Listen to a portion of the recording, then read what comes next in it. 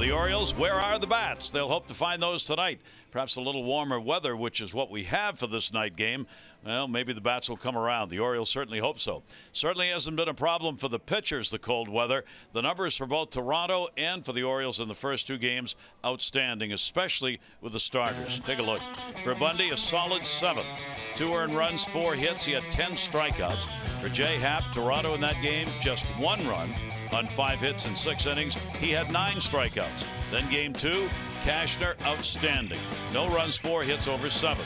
Trouble was, Sanchez was pitching a no-hitter most of the way. Ultimately ended up getting the run, 5 hits, 8 innings, but he also ended up getting the win.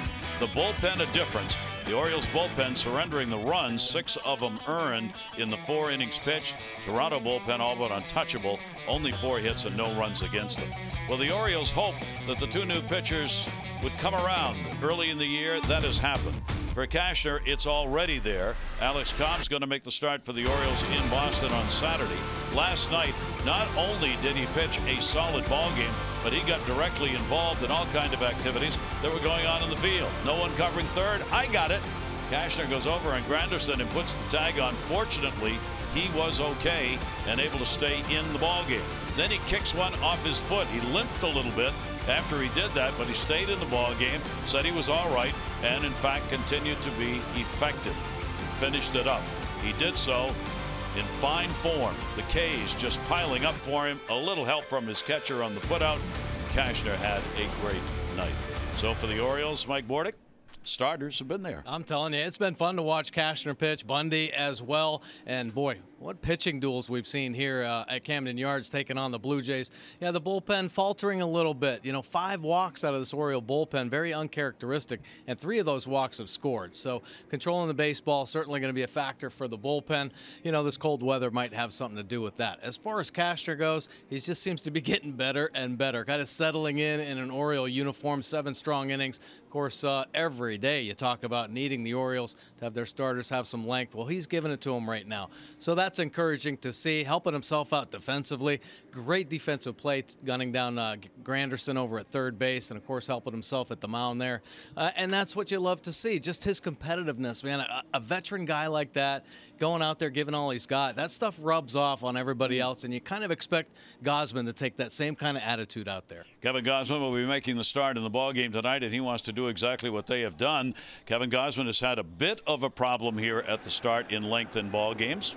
Yeah, he has. You know, I mean, 5 innings against the Yankees, that was a pretty impressive outing. The thing that's been hurting Kevin Gausman, first of all, first inning runs. It's always been a bugaboo for him. He's up around 5.5 runs, you know, every first inning. So that's something he's got to be able to command and control. This year, 4 runs in an opening day, and then, of course, 1 run in the first inning against the Yankees. You fall behind, it's tough to battle back. Kevin has great stuff, obviously. He's got to move the fastball around.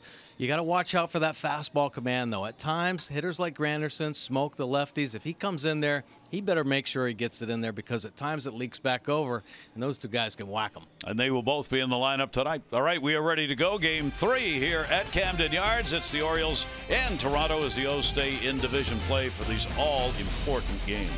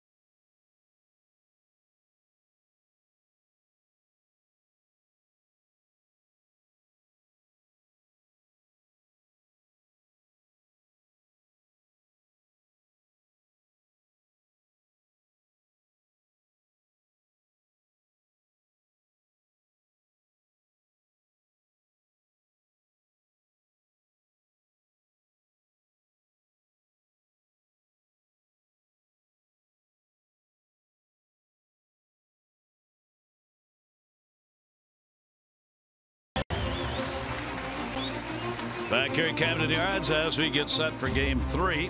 Last time the Orioles were swept here by Toronto, 2010 in a 3-game series. Orioles baseball on Masson, brought to you by Southwest. Low fares, nothing to hide. That's transparency. And by Ocean City. No end to the fun you'll have in Ocean City. Plan your trip today at OCOcean.com. A much more pleasant evening. Our game time temperature brought to you by BGE Home. We know more, we do more. Up to 57 degrees as spring actually makes an appearance, and a very gentle breeze blowing out towards center field to start the ball game. Here's the lineup for the Blue Jays. They come in 8-4. Granderson, Smoke, Solarte, Pierce, Pilar, Grinnick, Diaz, Mealy, and how do you pronounce that? Think about going into a grocery store. In, go, pay. In, go, pay. Thank you. Thanks, Gary. I needed that. That's it. I'm done with that. Let's take a look at Kevin Gausman's pitch usage this season. Four-seam fastball. He likes it 57% of the time. Why not? One of the best fastballs in the game. Problems at times, obviously, the command of that heater. Too much catching the white of the plate. When Kevin works the perimeter and then uses that splitter and slider with it, one of the better right-handers in the game. Nice start in his last outing. 5 strong innings up at New York. And he has had some great success against the Blue Jays. So should be a great start for Gausman. A great pitching matchup once again. I mean, you want to see some pitchers locking horns. The starters in this series have been incredible. But Gausman, the success in the past, pitching to a 1.51 in 6 games. That's carrying over into this game for sure. I mean, it's a confidence factor facing teams you've faced in the past and had good luck against. I look for Kevin to have a good outing tonight. The Orioles will need that, hoping to get their bats going, as they have not provided offense for the starts here, obviously, in this 2-game set. So Kevin will go to work with the 5-3 record lifetime against the Toronto Blue Jays. And last year, just spectacular against them in the starts that he had. As good as you can get, in fact, against the ball club. Here is Curtis Granderson standing in. Granderson, nemesis, 6-game hit streak for him. 2 for 4 with 2 home runs off Gausman. And he is one of those hitters historically in the leadoff spot, first batter in the game who hits leadoff home runs. So you really got to be careful. Yeah, absolutely. Well, he took Darren O'Day deep last night to win the ball game. And he has got the power. He's hit 40 home runs a couple times a few years ago with the Yankees, and he's looking for a mistake on that inner third, especially the Gausman fastball. During the 6-game hit streak, he's gone 9 for 19. And Gausman trying to work him outside, will miss with that. And he'll start with a 3-0 count. Kevin, in the starts he has made, 8 strikeouts, only 3 walks surrendered. 3-0 delivery and a strike taken at the knees. Quinn Walcott is the home plate umpire, historically more favorable towards the pitchers, considerably so. See if that works here tonight. Shift on, 3-1 delivery on the way, and another one called for a strike, and it'll go to 3-2. Beautiful fastball right there. How about moving the heater in and out? Nice one to get back into the count, the pitch before, and they're painting the outside corner, keeping the cheese at the knees right there. And Cisco with a little help. That ball's going to be a base hit into right field. Granderson is on with a base hit, his 4th. He's 4 for 8 now in this series. Yeah, pretty good numbers in his career against Gausman. But how about these numbers here? The lowest single season earned run average versus the Blue Jays. And this is all time now, so pretty impressive names on there. And Kevin Gausman last season, boy, did he put a year together against the Blue Jays. 151 earned run average, only 6 runs he gave up in 35 2/3 innings. And we know what this Blue Jays team's all about. A lot of power in there. They take advantage of mistakes. Well, Kevin Gausman was on his game every time he took the bump against the Blue Jays last season. Trying to do that again this year. Shift on, double play depth. Pitch will be taken for a strike. 3 left-handers in the top of the lineup for John Gibbons tonight. Granderson, the lefty, Smoke, the switch hitter, and so is Solarte, a switch hitter who is waiting on deck. So he's loaded up the top with the lefties against him. 2 for 11 with a homer off Gausman are the career numbers for Smoke. As far as the lefty righty's concerned, if you go back to last year, left-handers had a 275 batting average off Kevin Gausman, and 12 home runs. Right-handers hit pretty well too, even a little higher, 288. And an off-speed delivery is going to be outside, 2-1. Well, typically that pitch right there, that split change that Kevin Gausman features, typically he likes to use it against the lefties. Now, last year he started throwing it more against the right-handers. Probably why he had so many good numbers against the Blue Jays. But do you see how it moves down and away from the lefties? Such a tough pitch, and if he can execute that fastball in. That'll be on the outside corner, and it will be there for a strike.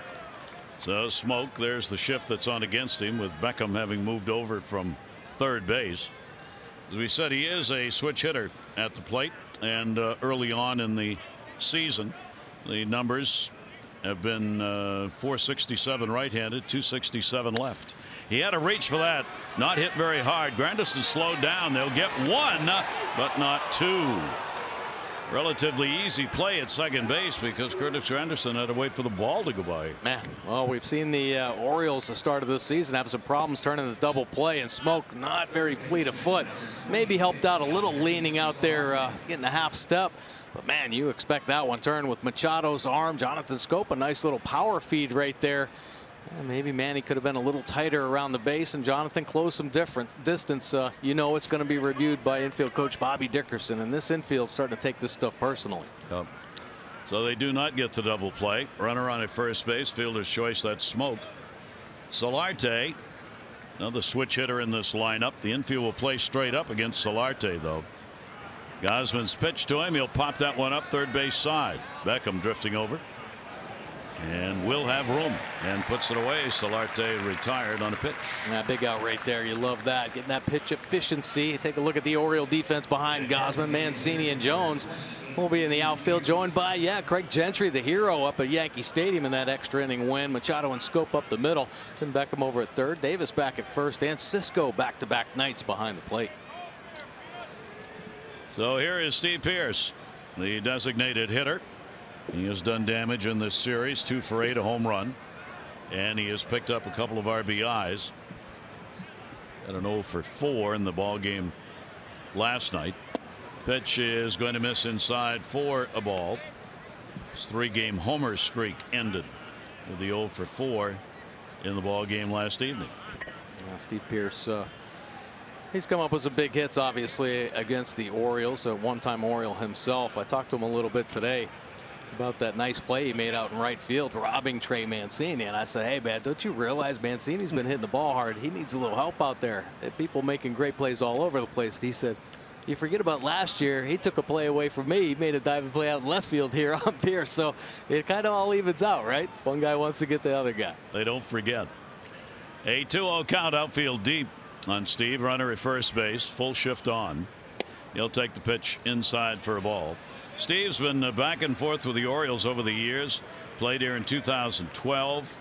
Played 2013, 44 games. 2014, he played in 102 games. He hit .293 and had 99 hits that season with the Orioles.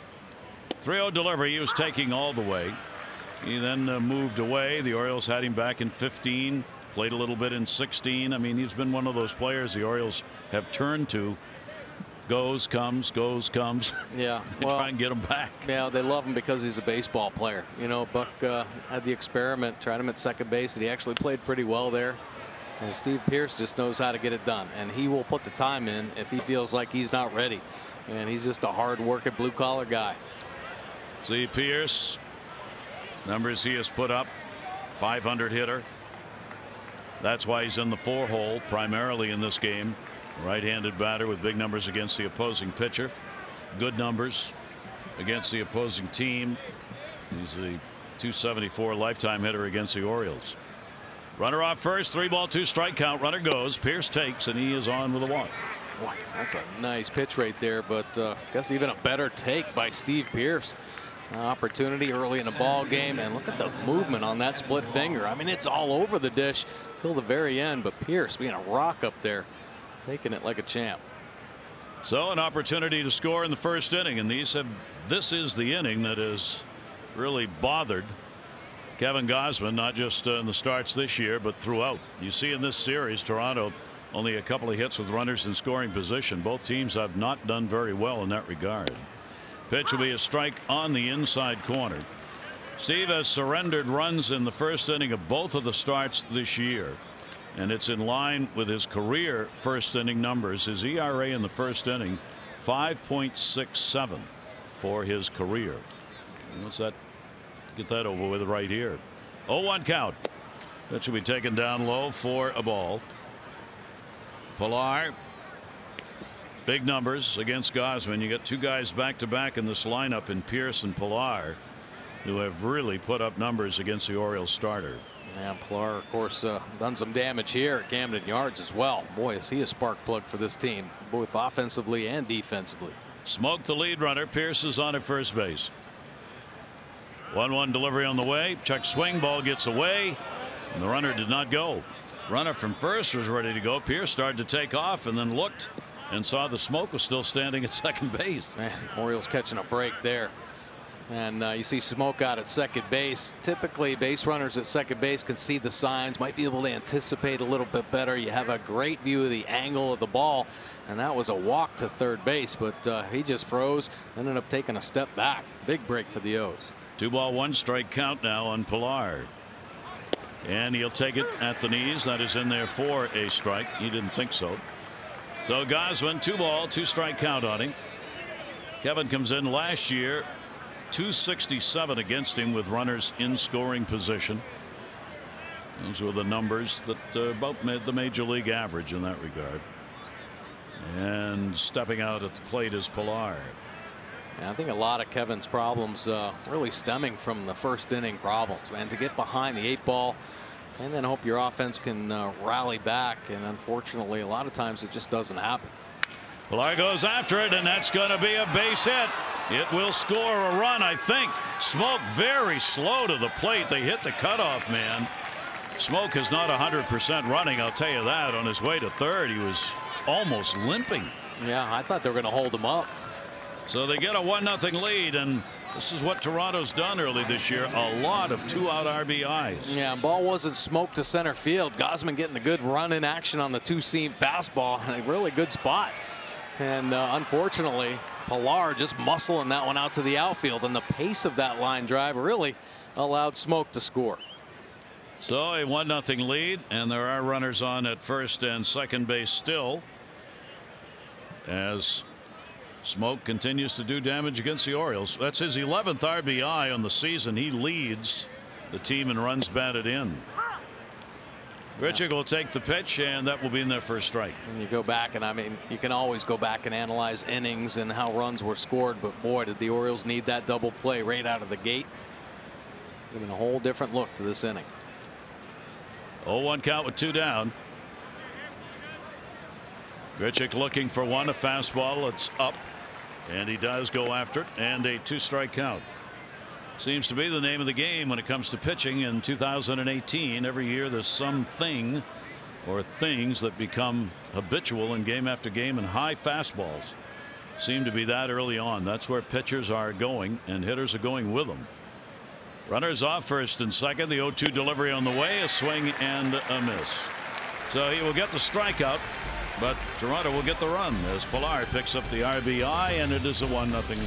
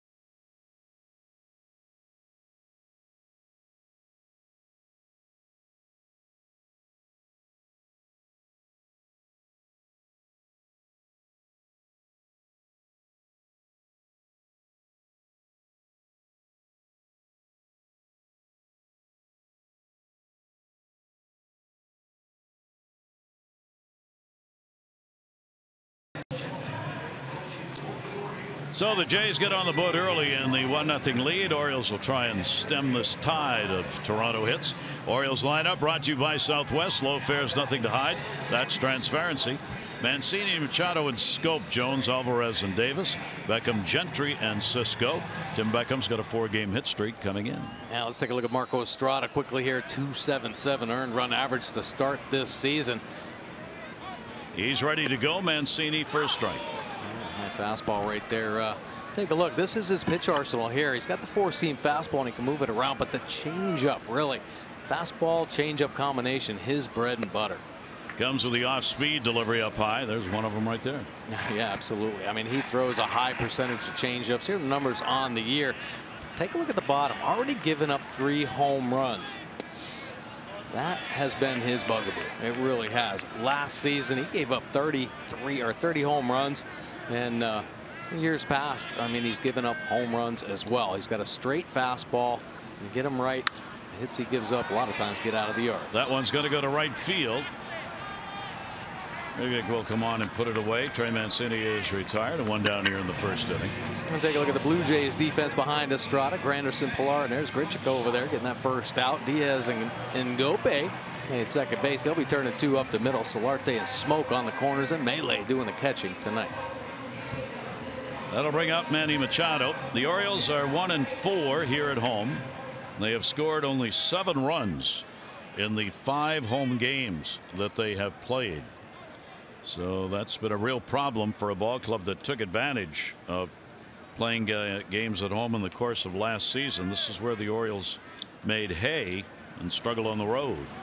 Pitch on the way, and that's going to be in the outside corner for a strike. Manny has had a lot of at-bats against Estrada. 4 for 28 with 1 home run off him. Comes over the top on that and will wheel it. Looked like a little bit outside. Estrada 10-9 last year, 7-1 lifetime against the Orioles. 1-1 delivery. It'll straighten him up a little bit inside 2-1. Yeah, he loves to move the fastball around. I mean, he's not afraid to pitch in with the heater. He goes to the top of the zone, works away, and then just plays that changeup off. That ball is down the line in left field for a souvenir. Catching a little bit out in front right there. 76 miles an hour on the changeup. Now you want to get about 10-mile-an-hour difference there, and he does it about perfectly every time. Manny with a 2-ball 2-strike count, and he's out of there on the high strike. Estrada gets the strikeout. Yeah, so 78-mile-an-hour changeup that Manny gets the head out in front, so he feels like I better slow down a little bit. How about 88 miles an hour up and in there? Must feel like 100 miles an hour. Manny can't even react to this fastball. Any other pitcher, hey, that ball might get whacked, but the changeup sets up the 88-mile-an-hour heater. So there are 2 down, and here's Jonathan Scope, 0 for 7 in the series. Scope will take the pitch away.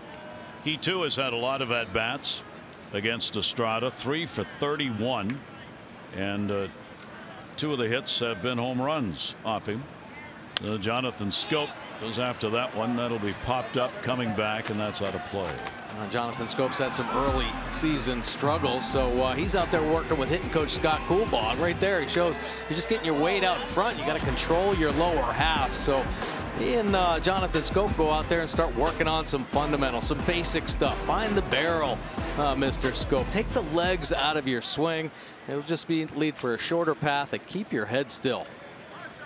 1 ball, 1 strikeout. Scope inside out will foul that one away. Struggle is 1 for 23 over the last 5 games. That's why that average is so low and why the frustration level is so high for Jonathan Scope. We saw Chris Davis with that frustration last night, breaking the bat over his knee, and a swing and a miss as he went down and in. So Estrada starts it out with a 1-2-3 inning, including a couple of strikeouts. Toronto up after 1.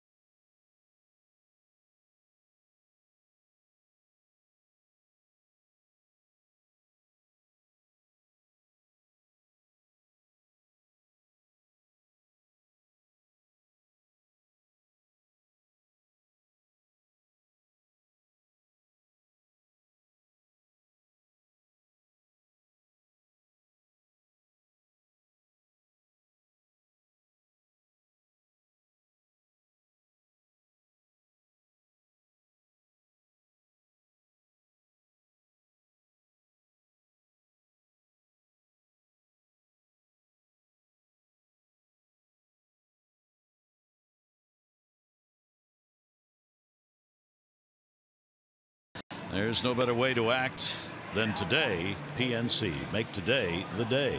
Rock Kabako talking about Trumbo. He has joined the team. There he is on the bench, but he's been removed from his rehab assignment. Steve Molesky in Bowie with Alex Cobb. He's going to be in Boston Saturday to start and make his Oriole debut. Right quad problem for Trumbo. The Orioles trying to make it as smooth as they can, but the fact is they've stopped his rehab. It didn't feel good yesterday, and so he's going to travel with the team to Boston so the medical people can deal with him directly. That's going to go to short. One hopper. Manny's got it. Diaz is retired. One pitch and one out here in the second inning. A nice play right there by Manny Machado. A bullet off the bat of Diaz, and Manny slowing the game down, making it look easy out there at shortstop. Getting himself in a good position and setting his feet, make that strong throw. So the return of Mark Trumbo now is up in the air. There is no date anymore. Yeah, I know. That's a little disheartening there. You know, the quad injury, and he's just not feeling too good about it. And when he can't get those hips firing, that's going to be a lack of power. And of course, Trumbo here for that big bat. Here's Maley, who is doing the catching, and the pitch will be taken for a strike. He has never faced Kevin Gausman, and it's the first time we have seen him in this series. Their backup catcher to Russell Martin, who started the first two games. Buck Showalter gave Martin quite a tribute. He said he's the best catcher calling a baseball game in the game today. Well, yeah, he's pretty darn good. I mean, he's a great veteran backstop. He's been around some great pitchers, I'll tell you that. And when he recognizes one of his starters that has something working for him, he knows how to get to it and he knows how to use it. Now, last night, Sanchez, that's the best changeup I've seen him have, and he just came up with that. He just got the feel for that pitch, and he called it about 40% of the time. He got him on a nice inside pitch, and Gausman gets his second strikeout. Two quick outs here. Now, Kevin Gausman's got a pretty good changeup as well, and he's now starting to throw it more to the right-handed hitters. How about that movement in? Great location, starting on the plate on that inner third, and it just disappears to Melee. Wow, no chance on that one. 5 pitches and a couple of outs. Here in the second inning, he threw 26 pitches in the first inning.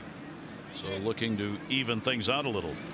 Nogope stands in, and he will take the pitch away for a ball. Nogope coming out of a baseball academy and working his way up to the major league level. Great story out of Petersburg, South Africa, and went to high school there and then moved into the MLB academy. That was where the Pirates discovered him and found him, and now here he is in Toronto. Yeah, actually broke into the big leagues with the Pirates. 1 ball, 1 strike count on him. Bases are empty. Now, one thing interesting about this ball game here, now Kevin Gausman, all the great experience he's had against the Blue Jays, but there are 3 players in this lineup that have never faced Kevin Gausman. And when they're going to try to put the bat head on that split finger, we've already seen some early problems. There's another one. Got that one diving down, and a 1 ball, 2 strike count on him. Jays have won 3 ball games in a row. Their 8-4 start, a great start. They didn't pick up their 8th win last year until their 25th game. 1-2 pitch on the way. That was riding in on him, and he just fists it down the third base side. Jays have also a 3-game win streak. Orioles have lost 2 in a row coming into this ball game. John Gibbons Ball Club, 2 behind the Red Sox, starting today's play in the American League East. Orioles are 4-8, 6 games out. That's because of that red hot Red Sox start. 1 ball, 2 strike count, and he went around on that one and he got him. So Gausman's got 3 strikeouts. A good quick 1-2-3 inning. Orioles will have Adam Jones coming up when we come back. Toronto up 1-0.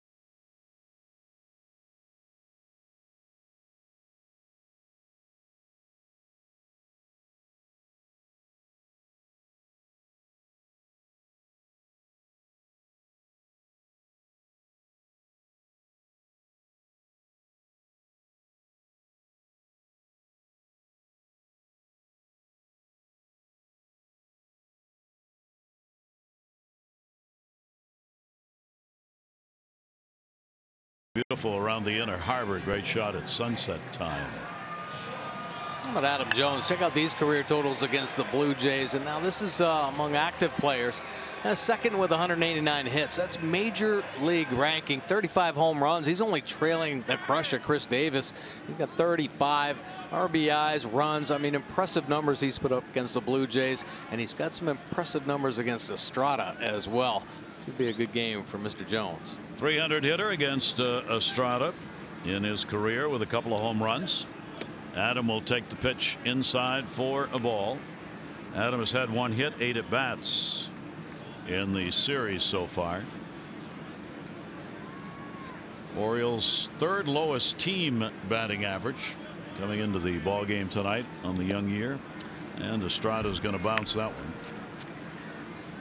Last year against Estrada, big time numbers. 533, up 8 for 15 with a couple home runs and 4 RBI. Yeah, Mr. Jones, he feels pretty good against this Blue Jays team. It really doesn't matter who you throw against him. Estrada with a 2-0 delivery on the way. Adam will go to right field. That is going to stay up. In fact, it went up. Richik there to haul it in, as he thought he might have to make a little dive on the ball, but instead it ended up by his head. Yeah, carried right through. Yeah, you're talking about this, Gary. The O's struggling offensively, and they are searching for hot bats. Only hit 208 this season, the 2nd lowest average in the major leagues, behind Cleveland's 158. Now lowest through the first 12 games, 2nd lowest there behind the 2001 O's, which I was a part of, unfortunately, and that 4th lowest for the O's there. I mean, offensively, this team can do much better. We've seen better out of this team. They got to pick it up with runners in scoring position, that's for sure. They have had some recent opportunities, just the matter of coming up with that big hit. Yep. Alvarez continues to anchor the DH role. Pedro on a big cut in the off-speed delivery. He has reached base in 7 of 8 games this year. As a designated hitter, 22 plate appearances. He's gone 4 for 16 and 6 walks in the DH role. 0-2 delivery on the way, right off the end of the bat. Shallow center. On comes Pilar, and he will get there and put it away. And there are 2 down on fly ball outs. Maryland Lottery's contestant of the game, Debbie Abell from Leonardtown. 500 for being selected. 500 more for every Orioles home run hit tonight. Play Home Run Rich or Scratch House, win up to $50,000, or enter non-winning tickets for a chance to be the contestant of the game. Visit mdlottery.com/homerun.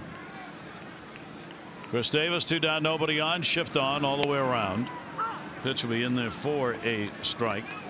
5 for 30 off Estrada lifetime for Chris, including 3 home runs. 0-1 delivery to him, and 1 up and away. Looking for his first hit in the series. He has gone 0 for 7. Yeah, definitely a tough series for Chris Davis. Slow start to the season. Sometimes it just takes one big one to get him going. He is now 0 for his last 20 here at Camden Yards. And Estrada retires the side in order as the boos rain out. Toronto up 1-0.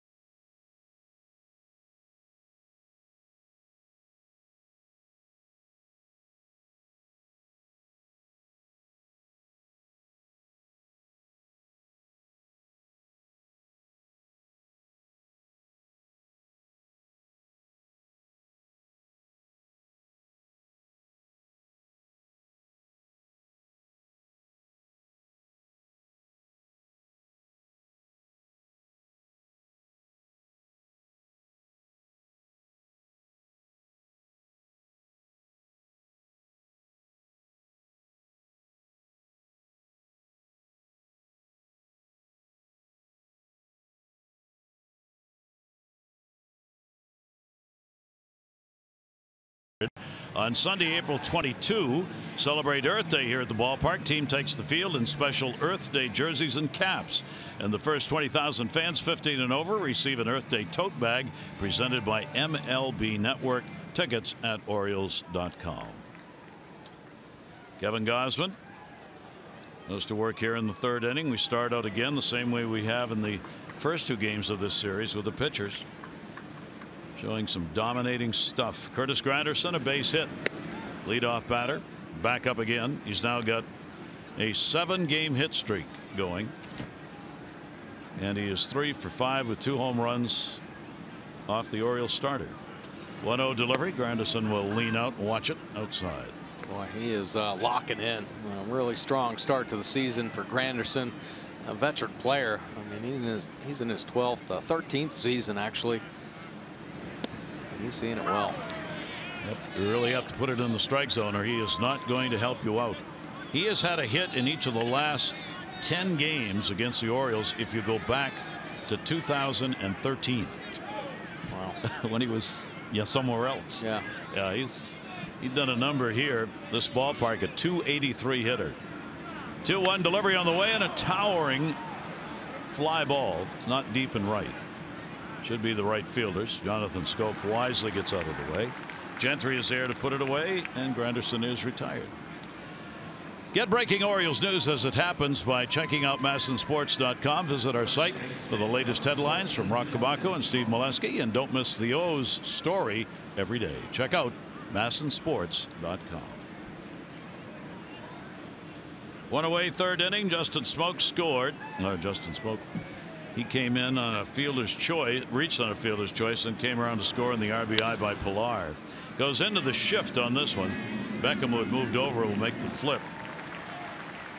And again, as was true last night, the hitters seem to believe both pitchers are going to throw a lot of strikes, and they're coming up swinging. Yeah, they're being aggressive early. Well, I'll tell you what, I know the Blue Jays for a fact. They do not want to get to the 2 strikes and know that split finger's coming in there. I mean, it's filthy right now. It is moving, it's dropping, it's pushing away from the lefties. So they're trying to jump on a fastball early. Kevin Gausman. Here is Solarte. He popped out his first time up. He saw only 1 pitch, and he's not going to do that this time. He puts the bat on his shoulder and lets that one go by. He has hit safely in 10 games this season where he's had the opportunity to come in and play. They really like the way he has conducted himself, spring training on, and Solarte's been a bit of a surprise for them as far as the bat's concerned, a lot more than what they had anticipated. And Javi Solarte getting the start in this ball game, and will take the pitch down low and away. A tough pitch right there, borderline. Kevin Gausman, he's been working that fastball at the knees pretty effectively to start this ball game. Maybe a little help from home plate umpire. I know the Blue Jays have been screaming on him a little bit from the dugout. He'll rip that one down the line, and it is a fair ball. It'll roll into the corner. Gentry's got to chase it around the wall a little bit. He'll get it back in though, and stopping at second base. Solarte's got himself a double. Got one he could really turn into. Yeah, is that a 3-0 pitch? I think. Yeah, and we've seen a lot of guys just cutting it loose. 3-0 might be the only fastball count you're going to get. And Kevin Gausman just trying to throw a strike, and look at Solarte stretching out 112 miles an hour off the bat. Thank goodness that one didn't get elevated. So it will give Steve Pearce a chance with a runner on at second base. Pearce stands in, having drawn a walk his first time up. 1-0 lead. That one he turned way out in front of.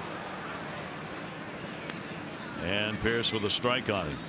The way this Toronto team's playing right now, it's almost more dangerous with 2 down than with no outs or 1 out. They're getting all their runs coming with 2 down. Pretty amazing, isn't it? I mean, I know the Orioles in the past have been really good at picking up some runs with 2 outs on the board, but the Blue Jays just blowing everybody away to start this season. Like most of their runs, if not all of them, coming with 2 outs. Just happens to be the way it's going early on. Steve Pearce 1 for 3 in these situations. He'll take a swing on a real good pitch outside. They say it was foul tipped into the mitt, and Gausman with an 0-2 count. Runner on at second base. That's the other thing the Jays have done. They've been able to score runs on a limited number of hits because so many of their hits have been extra base hits to start the season. Had a lot of doubles. 0-2 delivery on the way, and that one off the fist to left field. Trey Mancini in place. He's got it. Pierce is retired. No runs, 1 hit, no errors, and a base runner left on. Jays up.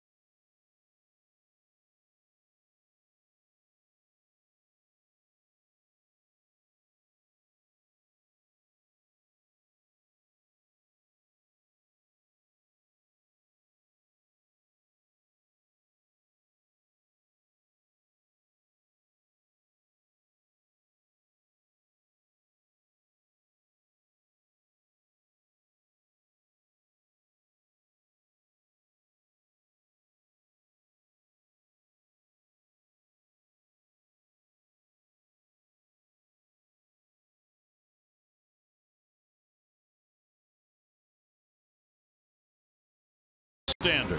Find your local independent American Standard heating and air dealer at MidAtlanticComfort.com.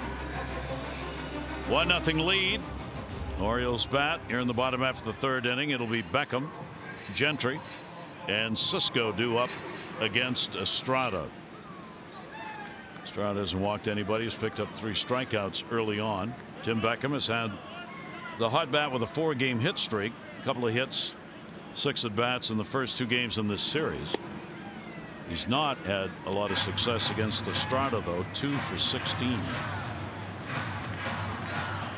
Estrada works pretty quickly. You'll see Oriole hitters step out once in a while just to kind of slow him down a little bit. 1-0 pitch on the way. Slider hit the plate, and he falls behind 2-0. Yeah, if he can get in a rhythm of working fast, boy, that even helps the change up a little bit more. Hitters get a little bit jumpy. They don't feel as calm in the box. Can't see it as well coming out of his hand. 2-0 delivery on the way. Beckham, of course, broke up the no-hitter. It was being pitched by Aaron Sanchez through 7 innings. Beckham led off the 8th, scalded one down to third between the wickets on Donaldson, and it ended up being a double. And then the Orioles would keep it going. They had 3 consecutive hits in that 8th inning. Sanchez got the win, though. Pitch will be taken inside, and a 3-ball 1-strike count. Well, good opportunity here potentially, but you got to figure Estrada with the changeup. I mean, this is one of those counts where it can drive a hitter crazy. You better pick one pitch. 3-1 delivery goes to center. It's right at Pilar. Orioles are going to go to Boston after this. Fenway Park, where Buck Showalter always says something that upsets the writers. So he started early as he was talking about Trumbo going with the team. Here's what he said. Such a nice, spacious area to treat people in Boston. We thought we'd take advantage of that. Now, they say they've redone the locker room. What's that mean? Add a curtain for the shower? Or put a curtain in the shower? Oh, yeah. I think he just loves doing that, I think, because somebody will pick it up in Boston and write about it. Yeah, yeah. And they probably wouldn't, even if they did make some adjustments to that clubhouse, which is so small, they'd probably tear it down just for Buck and put it right back the way it was. With the old shower curtain yeah, yeah. instead of the new one. Oh, my. Oh, that's beautiful. 0-2 count. Greg Gentry at the plate. Gentry he has appeared in the series, but has not had an at-bat in the first 2 games. He'll go to short with this one. Diaz. And there are 2 down. 2 away. Bases are empty. Well, this season, the kids cheer free at Oriole Park. Every adult purchasing a regularly priced individual game ticket in the upper deck is invited to bring up to 2 children, ages 9 and under, to the ballpark. Compliments of the Orioles. All remaining home games are available now. Plan it at Orioles.com/kids free. One right there. And the pitch will be taken in the dirt. Cisco up 1 for 3 in the series. Chance getting back-to-back starts. Buck Showalter said Caleb Joseph, he plans to start him in all 4 games in Boston. Swing and a miss, waved at that off-speed delivery away. That's a nasty changeup right there. You see the effect. Chance Cisco, one of the better hitters in the game. A really polished young hitter. Just swinging underwater on that one. Pitch taken down low. Left-handers last year against Estrada hit .216. .216. And the right-handers hit .289. And that's that changeup. Buck continually talks about his reverse numbers. Righties, lefties. They are opposite of what you would expect them to be. And that one's out of play. Another good changeup right there. I mean, a guy's got a good changeup when he doubles up, triples up with it at times. We saw Sanchez doing it in last night's ball game, and Estrada, he'll throw it all night long. How about the location of those pitches as well? Everything down. And of course, we've seen him pop the top of the zone, which can become very effective as well. Alvarez, Davis, Cisco, left-handed batters in the lineup against Estrada. Left-handers came in this year with 2 hits in 22 at-bats against him. 1 home run. Full count, delivery on the way. 3-2 will be foul back. Here's your rotation set up in Boston. It'll be Chris Tillman against the former Oriole Eduardo Rodriguez in game 1. Alex Cobb's debut on Saturday against Hector Velasquez. Dylan Bundy against Chris Sale Sunday, and then the 11 o'clock game Monday. Cashner against Price. And the Orioles get a base runner. He'd retired the first 8 faced. Cisco draws the walk. He threw everything to Cisco there. How about Trey Mancini with some tough luck this season? 8 hard hit outs, and that's an exit velocity of 95 or higher. Yeah, he's hitting bullets everywhere. 412 on the hard hit balls for Mancini, but Major League average 503. So Trey's off to a really good start, squaring up a lot of baseballs, but it could be a lot better. There's that off-speed breaking ball that he turns outside here, and a 1-0 count. See that 250 batting average just in last night's ball game. 3 balls squared up. Steve Pearce robbed 1. Pilar took 1 away off the wall, back up against the wall, and of course another bullet right at Pilar. So it's just been tough, man. It's so frustrating. The start of the year, the weather, the way it's been, but Trey's been squaring up the baseball. That's all you can ask. Game on the inside, foul back. And a 1-ball-1-strike count with 2 down. 1 run in. Toronto's got it. They're looking for a sweep in this 3-game set. 1-ball-1-strike count, short lead. Cisco at first base. Mancini will go after a pitch out and away and fouls it off 1-2. A mistake pitch right there. Estrada wanting to get that one up and in on Mancini. Left it up and out over, and Trey a healthy 2-strike cut, but should have made him pay for that one. Estrada gives you that lean in. 1-2 delivery on the way, and dropped that one in at 79 miles an hour. So Estrada has struck out 4. No runs, no hits, no errors. 1 left on base. 3 complete here at Camden Yards.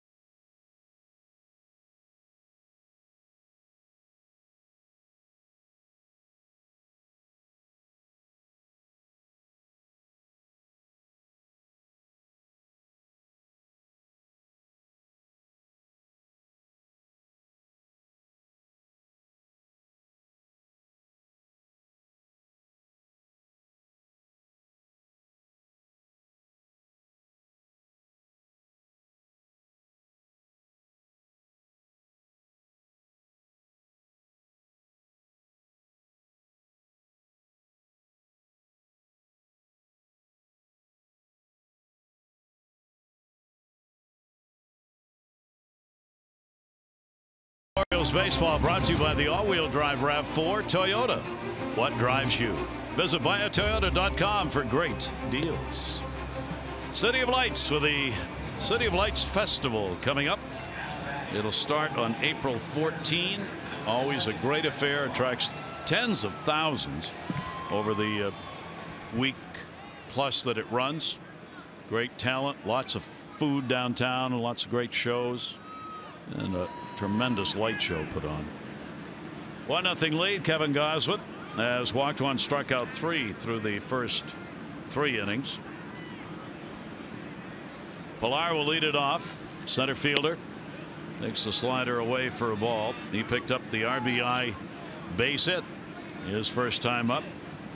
Pilar and Smoke combining again to hurt the Orioles in that first inning. 1-0 delivery to him. That'll be chopped to short. Big hop, Manny. One away. Yeah, Manny can play a little bit deeper out there at shortstop. Taking that one back on the grass. Taking his time. Throwing a strike to Davis. Easy first out there. That'll bring Grishik up to the plate. Randall Grishik, strikeout victim, his first time up. He was with the Cardinals last year. Played in 122 games, hit .238 with the Cardinals. 26-year-old out of Rosenberg, Texas. Pitch taken for a strike. I like that pitch right there. Kevin Gosman flipping in slow breaking ball. Nice way to get some early strikes, especially if it's an aggressive team trying to jump on your first pitch heater. 0-1 delivery, and then takes it a little lower and a little further outside, and he can't catch up to it, and an 0-2 count. Grishik coming off the bench to get into the ball game tonight. 13th game he's played in. And the pitch to him will be outside for a ball. 3 hits, 35 at bats, a home run, a couple of RBIs for the right fielder.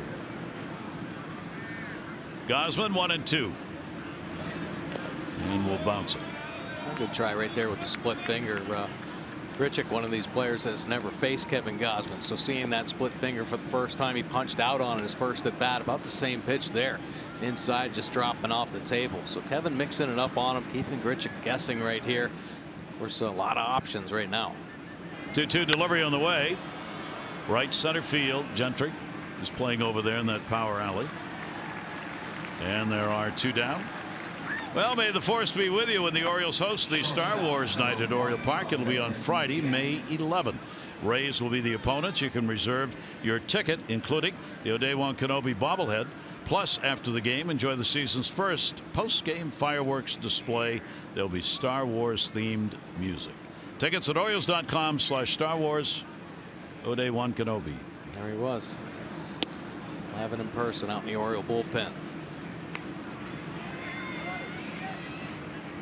For Diaz, 2 down, nobody on. Grounded out his first time up. Little breeze blowing to left now.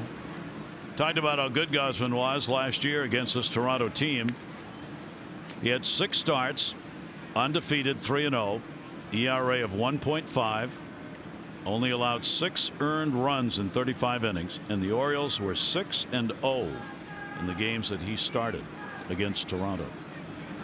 2-0 delivery off the fists and back. A good pitch there. I'll tell you, Kevin getting it in there. Arm side fastball has always been a plus for Kevin Gosman. He can stick it in there for strikes, and then he'll hump up, man. That's when you see the big velocity, mid to high 90s with the fastball. That last one, just wonder how Diaz was able to get there. Diaz gets around on that one, fouls it off. Pitch though was in on the fist to him. So the count will stay to Diaz. 2 balls and 2 strikes. Orioles have a day off tomorrow and then head up to Boston for the 4-game set that will include the marathon game.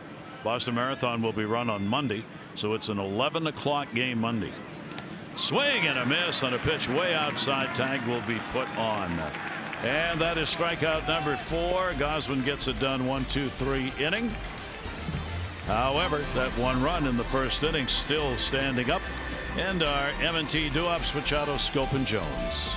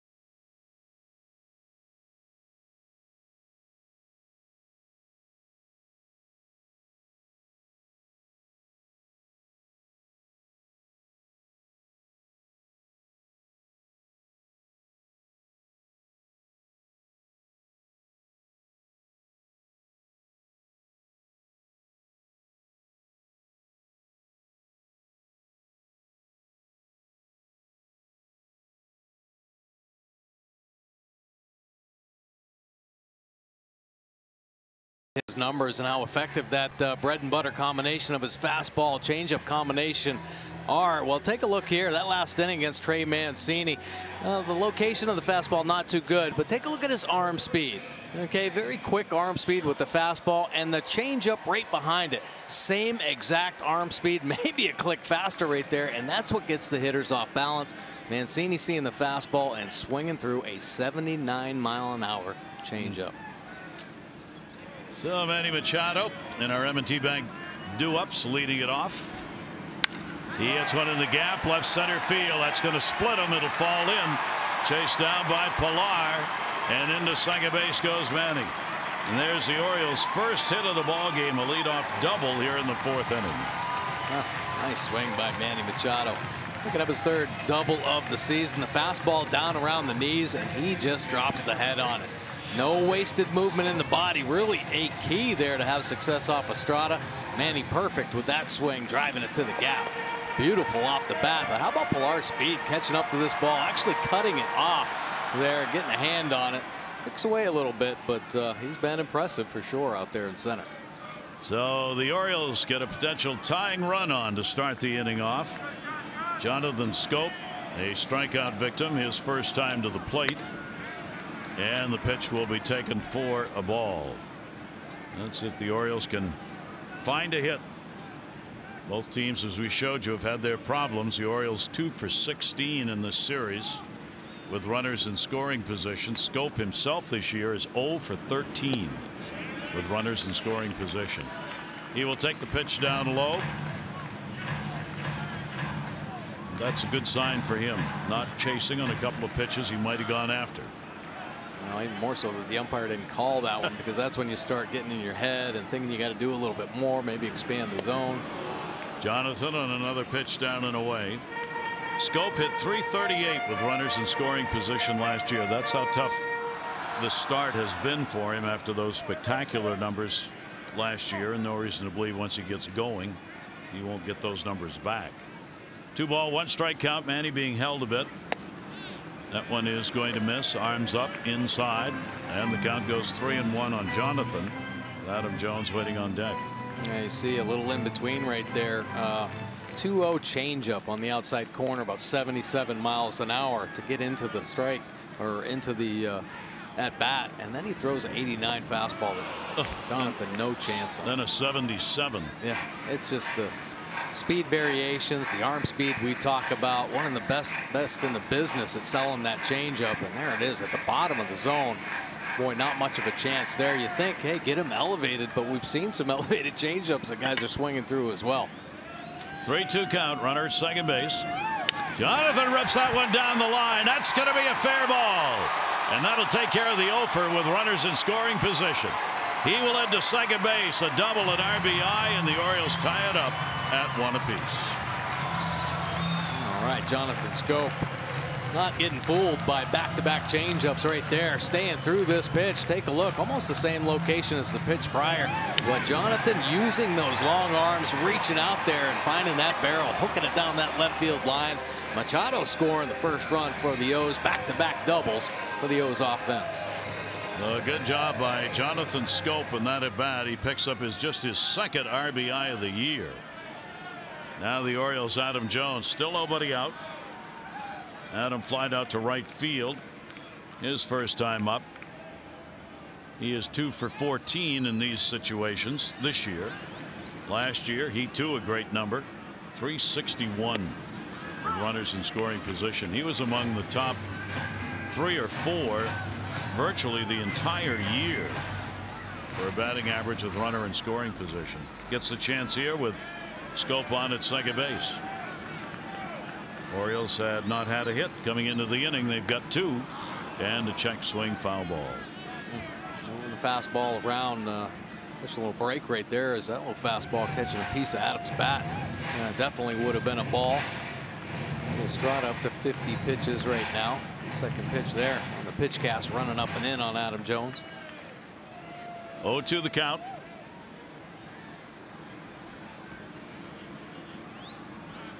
Estrada's delivery, and a swing and a foul ball. Adam thought he might be headed back to the dugout, but no. It was tipped, so he'll stay in there. Estrada's command a little shaky right now with his fastball. Melee's back there putting up a pretty good target. He wanted that one up at the top of the strike zone. We've seen so many swing throughs on the high fastball, but it ended up being a center cut cookie that Adam swung through. Adam hit 209 when he had 2 strikes on him last year. That's well above the league average. And he's not going to get one of those here, though. Another pitch way up. Swung on and missed. Yeah, Adam missed that opportunity on that center cut fastball here. Finally getting the fastball to the top of the zone. And looks good at eye level, but hard to get that bat head to it. 5 strikeouts for Estrada. Runner still at second, now 1 down. Pedro Alvarez.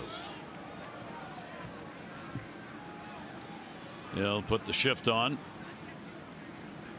Pitch on the way, and that'll be in the dirt. Good stop made. Melee able to hang on to that one and keep the runner at second base. Yeah, these type of close ball games, and we've seen a number of them now with the pitching matchups, especially the starters going head to head, really look to take advantage of those balls that bounce in the dirt, kick away, so that anticipation out on the bases becomes really crucial.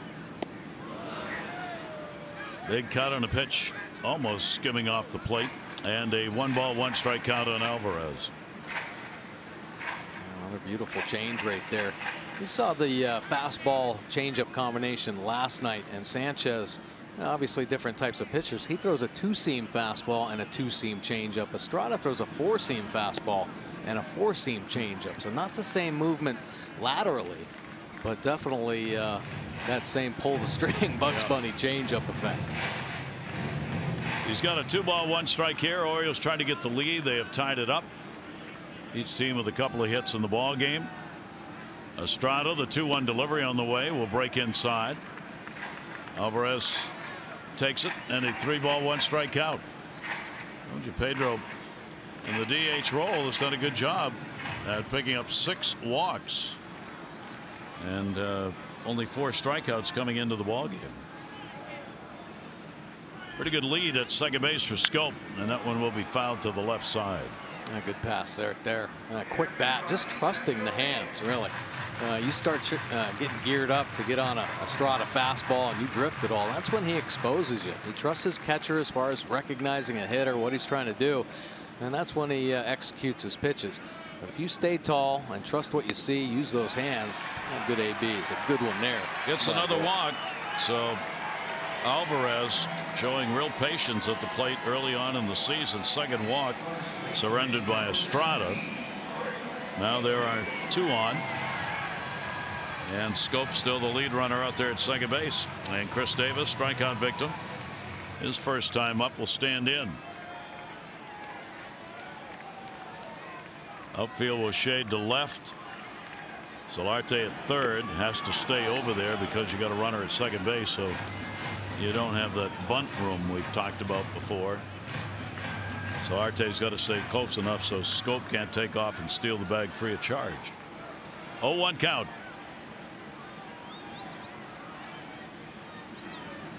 Davis will take the pitch up high for a ball. Estrada having to throw a few pitches here. Wants to stay around that 16, 15, 16 count per inning if he can. Orioles have put him over that. 1-1. And Davis takes one up high. So not biting on those pitches.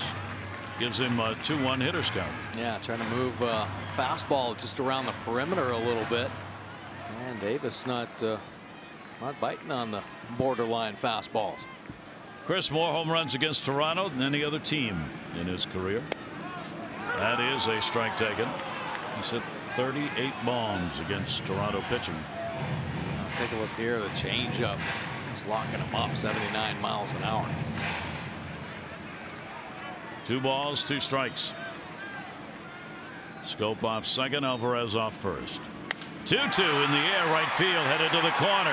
Ichigova can't get it, takes a hop off the wall. That'll bring Jonathan Scope in. Alvarez will go to third. An RBI single for Chris Davis, and the Orioles have a 2-1 lead. There you go. If you're going to get that big knock to with some runners in scoring position and the Crusher coming through, a base hit to take the lead there. And Jonathan Scope, a nice swing as well in this inning. Have to look at it, staying through the baseball, just touching it, one hop in that left field wall. A little change up here, staying up in the zone. Actually, not bad out on the corner, and the Crusher goes out and gets himself some right there. Not only a big base hit, but a stake on the end. First hit, first RBI at home for Chris Davis, and his second run batted in on the year. Alvarez goes to third. And Pete Walker, the pitching coach, on his way out to talk with Marco Estrada. Estrada in the 2 starts, he had a no decision against the Yankees. 3 runs, 4 hits in 7. And a win against Texas. 1 run, 5 hits in 6. Toronto won both of those ball games. There's Tim Beckham. He flied to center his first time up. Orioles chance to have a big inning. Ground ball could get Estrada out of the inning. Beckham will check the swing. It is in there for a strike. Big fastball there. I think the fact that he's lost a little bit of that fastball command in the last couple innings, why the Orioles have him better at bats right now, and nice to see him quieting down and putting some hits together this inning. 0-1 delivery on the way to Beckham is up high. And a 1-ball 1-strike count on Tim. He's trying to continue the 4-game hit streak that he has going. And if he can do so here, to get himself at least 1 more RBI. 1-1 delivery on the way, and that one to the gap, left center field. Pilar going full strength to center. He makes the catch. Runner will tag and score. Alvarez crosses. Orioles have a 3-1 lead, and Beckham gets the sac fly RBI. Wow, nice swing by Tim Beckham. A couple hard hit balls in this ball game, lined out to Pilar earlier, but Pilar once again showing up with that glove. A pretty good first step and line to this ball. Beckham smokes it into the gap, and then Pilar just flat out running that one down. Gets the job done, Beckham does. And the Orioles, now with 2 down, have a runner on at first base. Beckham's 4th run batted in. And here's Craig Gentry. He'll go after it on a swing and a miss. The Orioles, coming in early, have been led by Beckham in runs scored with 7. Manny Machado's had the most hits at 15. Home runs, Jones, Machado with 3 each. Manny Machado leads in walks with 9. And Alvarez right behind him now with 7. Pitch down low. And Estrada touched up for 3 runs here in the 4th inning. 2 doubles and a walk. That's the way the runners who scored reached base.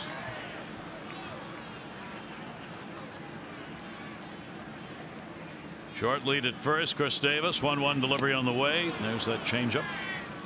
That's nasty right there. Gentry a little upset at himself for not letting that one travel a little bit. Well, that is a tough pitch, man. Great location there. Another one 78 miles an hour. How about that, working that outside corner. 1 ball, 2-strike count. Davis the lead at first base, inside out foul. Orioles had 3 runs on opening day against the Minnesota Twins, coming away with a win. That's the most they have scored in a ball game here at home. Now in the games played here, that pushes the number up to 10 runs in 6 games, including this one. 1-2 delivery on the way, and that will miss down low. Well, you know Gentry's going to give you a good at bat here. My goodness, the other night up at Yankee Stadium, he had a game-winning at bat where he saw 11 pitches before he picked up the single in the hole. So yeah, he wants more playing time, so he's going to put some good ABs together. 2-2 count. Santander's had a lot of the starts in right, of course. Nice block made. Maley holds the runner at first base. As we've said before with Gentry, but Showalter likes having him on the bench because he gives you more than just the bat. He gives you that speed, good eye, veteran presence late in the ball game. Oh, absolutely. Well, I think looking down there and seeing that speed to potentially pinch run for somebody, because the Orioles don't have a lot of speed. Yeah. And Gentry's really the only guy that can flat out get it out there on the base pass. And defensively, well, you don't want anybody else at the end of the game. 3-2 is going to be down the right field line. Richik is over, and sliding makes a great catch. Boy, that's a nice play, and Gentry is retired. But the Orioles come alive. Jonathan Schoop picking up the RBI in a double. Machado a double. And then Chris Davis picking up a base hit and an RBI. And Tim Beckham getting it done. 3-1 O's.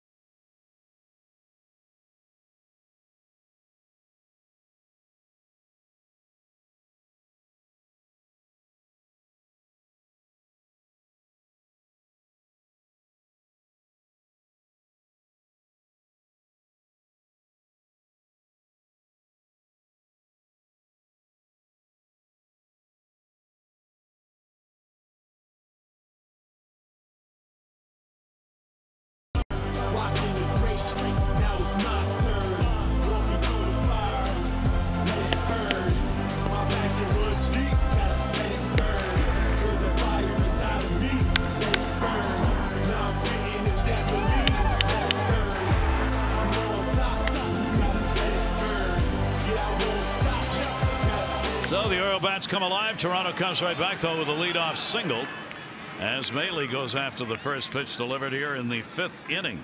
He had struck out in his first at bat, and the leadoff man on for the second time in 5 innings against Kevin Gausman. So the number 9 hitter, and then back to the top of the order against Gausman. Kevin here at home has been much better than on the road. 19-15 mark in his career, and a 3.66 ERA here at Camden Yards. ERA a run plus higher in road games in his career. Nobody out, runner on. Pitch, little jam shot inside.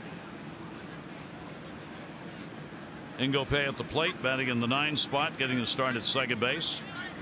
Strikeout victim his first time up. 1-0 count, short lead over there at first. Had him way out on that one.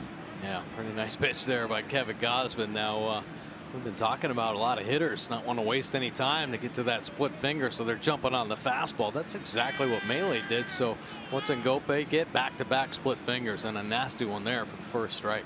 1-1. He'll take that one to center field. Adam ball. 1 down and 1 on. Let's take a look at our PNC Minor League Insights, brought to you by PNC. There's no better time to act than today. PNC, make today the day. And DL Hall making start of his first full season down there in Delmarva, where they won 4-2. First round pick last year. Only pitched in 5 games, about 10 1/3 innings, just to get his feet wet. Well, he's off and running. 3 strong innings, just the 1 hit, nothing on the board for earned runs, a couple strikeouts. 30 pitches thrown for DL Hall. Congratulations on the start of the season. Everybody's excited about that young man. Big fastball arm. Granderson a base hit, and he has flied out. Runner on at first base, 1 away. The Orioles go into the shift, putting Beckham over there on the second base side of the bag.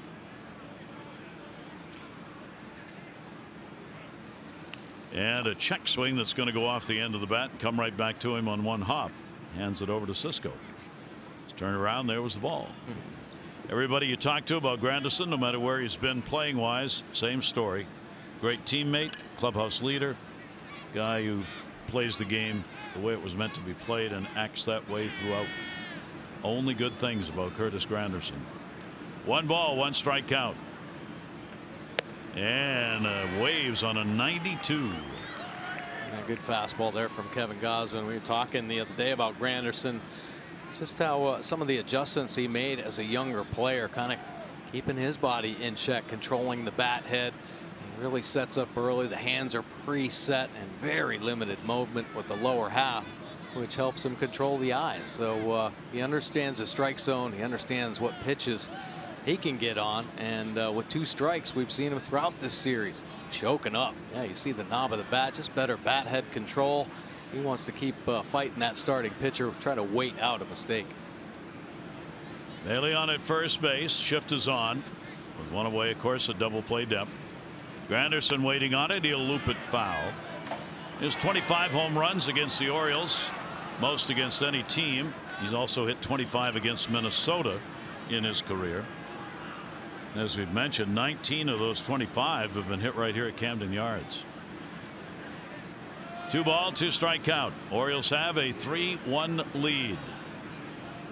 Delivery by Gosman, and again that one's going to be fought off. Keeps the at bat alive at 2-2. Good fastball painted away there. 92 miles an hour. Now he could play that splitty out there off that fastball. It'd be a really good pitch. I expect that's the one that's going to come, but if he could stick one under the hands with a fastball, keep it on that inside corner, that'd be pretty good too. 2-2 delivery on the way, and over the top, he got him. Granderson strikeout victim number 6. And Kevin Gosman's best pitch, obviously that split change, and how about this movement? Oh my gosh, this ball's floating right in the center of the plate, and that's when Granderson's eyes say, "Whoa, I got this one." How about that late movement? That's about a 6-8 inches of movement on the plate, working off that outside corner. What a pitch by Gosman. I think I gave him 1 more strikeout than is due here. Granderson is number 5 for Gosman. Here's Smoke. He'll take the pitch away for a ball. He's headed into a fielder's choice, and he has grounded out. There are 2 down, runner on at first. Orioles trying to end Toronto's 3-game win streak, and more importantly, not be swept. 1-0 delivery. And that one's going to be taken down low. Looked for the call on it, didn't get it. Kevin had 5 strikeouts against Minnesota, 3 against the Yankees in his second start, and has 5 here so far. 2-0 count. Shift on, another one, same place, same call. Good try though by Kevin Gosman. Figure, okay, a real good fastball at the bottom of the zone, does not get the call. So Smoke's thinking, well, he's probably going to go right back down there, maybe raise it a little bit, and throws a splitty right in that same spot. Somehow Smoke able to hold up. And he'll take that one, and walked him on 4 straight. Second walk surrendered by Gosman. Smoke is on, 2 down. And runners on at first and second base. And you got the middle of the order here. Yeah, exactly. I think Smoke, though, those takes right there, he found something last season. He became a completely different hitter last year. Batting average jumped. He's like a career 220 hitter, hit 270 last year, set a career high in home runs, and he just laid off some really good pitches from Gosman. So first and second, 2 away. Solarte a double, and he is popped out. Goes after the first pitch again. That's what he's been doing on these at bats in this game, and he fouls it away. Jays tonight 1 for 3 with runners in scoring position. They have left 3 on base. Wayne Kirby adjusting the outfield.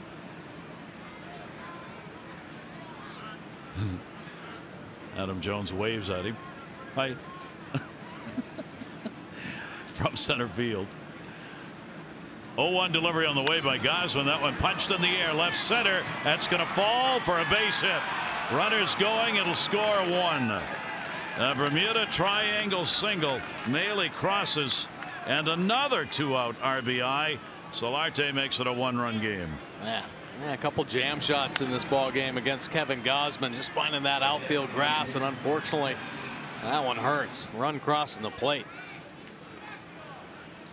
So the RBI on the second hit Solarte has had in the ball game, and that of course keeps the inning going here. Solarte's got 4 runs batted in on the year. He's on at first base. Smoke goes down to second, and here is Pierce. Steve Pierce a walk, and he flied out to left field. Dangerous hitter, power. 2 away, pitch to him, ripped to third, and there's Beckham to haul it in. So that will do it here in the inning. Jays will get a run back though on a couple of hits and leave 2 on. Orioles by 1.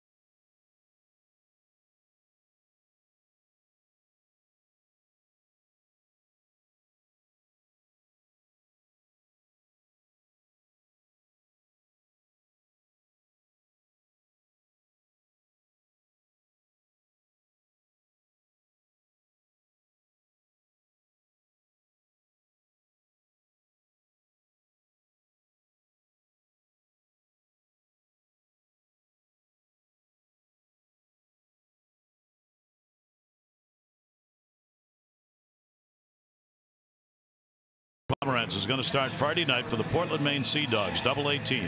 It'll be their home opener, Hadlock Field in Portland, Maine. He's rehabbing. The addition of Pomeranz will add to the festivities. 6 p.m. against the Binghamton Rumble Ponies. It'll now feature not only Pomeranz but Tim Tebow as well. The reason they put that in the notebook is for minor league teams to have an opportunity to have a major league player on rehab come and play at their facility is a really big deal. It's a big payout night. It draws a lot of fans, and for a lot of minor league teams, you're trying to do anything to get people into the ballpark. Yeah. So when you get something like that, especially that's the Red Sox Double-A team in Portland, Maine.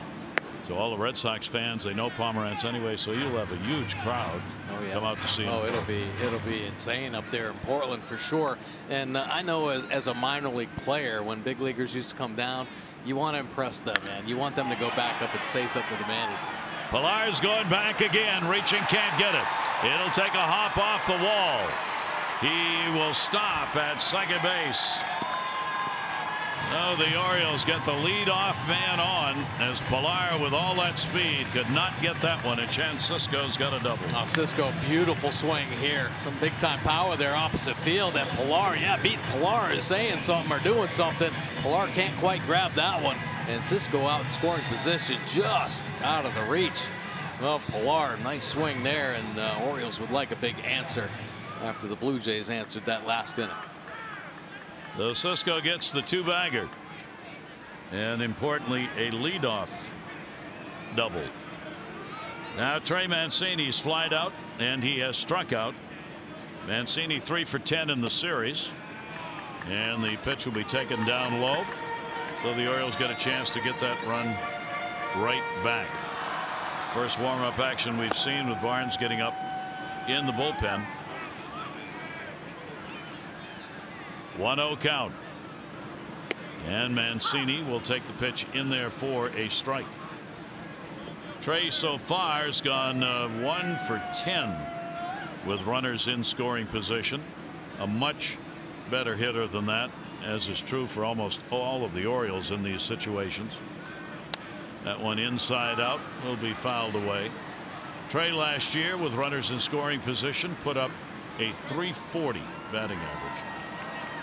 Yeah, pretty impressive. The nerves of him bringing his game every day, not really trying to do too much other than hit the baseball and use the whole field with power is all he did last year. 1-2 delivery in the dirt. Mahle again able to stop it. 2 ball 2 strike count. Cisco back to the bag. Chances at extra base hits now. Back-to-back games, first time in his young major league career, and his 3rd double of the season. 2-2 count. And that will be taken up and away.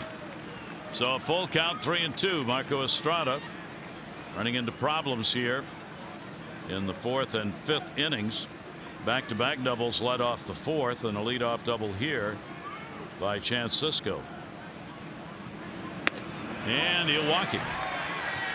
So the Orioles pick up their 3rd walk off Estrada, and the Orioles have runners at 1st and 2nd with nobody out. For every Orioles walk, Care First Blue Cross Blue Shield contributes $50, supporting the Leukemia and Lymphoma Society's Light the Night Walk. The O's have now drawn 47 walks for a total of $2,350. Care First encourages each of us to take that first step towards a healthier and more active lifestyle. Second visit by Pete Walker in the ball game to see Estrada. Yeah, just settle him down a little bit. Couple good ABs. Chance Cisco getting things going. Mancini putting another quality AB together. He had a walk, and now the Orioles' best clutch hitter stepping to the plate. Manny Machado already has reached with a double and scored 1 for 2 in the ball game. Manny's had a home run in the series and an RBI in it. He swings at that 90-mile-an-hour breaking ball down and away. A hard slider. Estrada trying to get out of the inning, looking for a ground ball double play.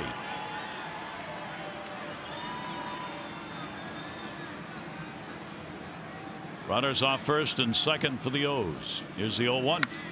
Manny in the air to right, over near the line. Long run. Grichuk is diving and can't get it. It's a foul ball. Close. First base umpire Jeff Kellogg right there on the line. He's already made one outstanding catch over there and almost got another. Yeah, whoa, that is really close. Man, oh man, they got to check that one out.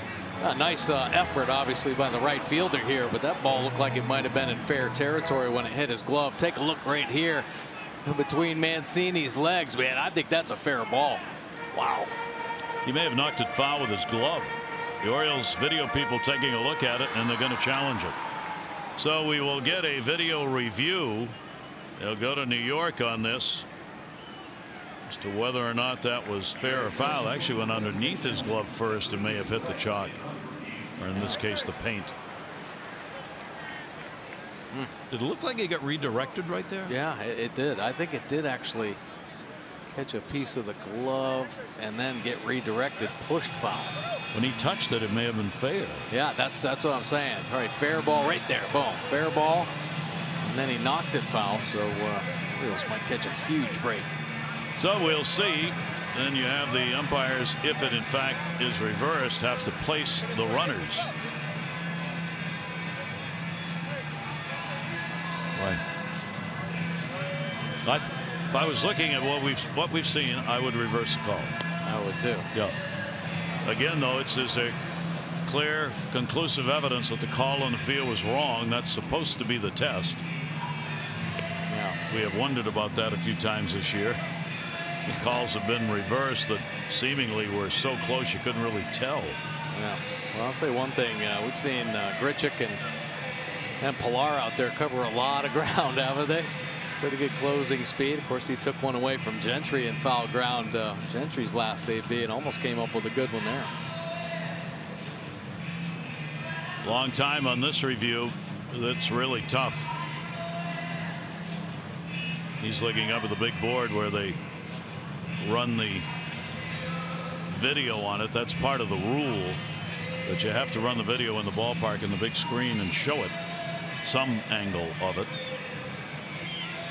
That's to keep the fans entertained while nothing's going on. You're right. And not hearing a lot of emotions, you know, as it comes up on the screen, and even the umpire is taking a long, hard look at this one. John Gibbons emotionally sitting over there on the bench, highly charged.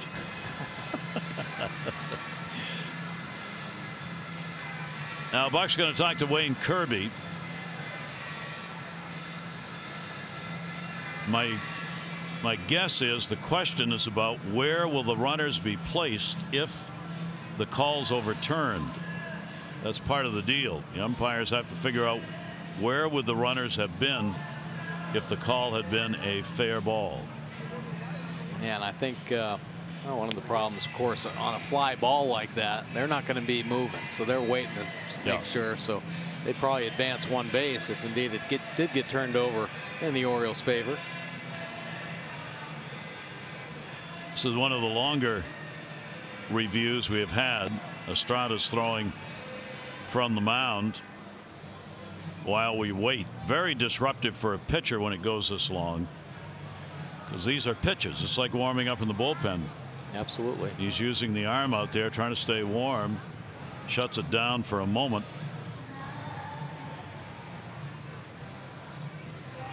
So much for the time limit on reviews. Yeah, exactly. Want to speed up the game, but they don't follow their own time rules when they have to go back on the replay. Right.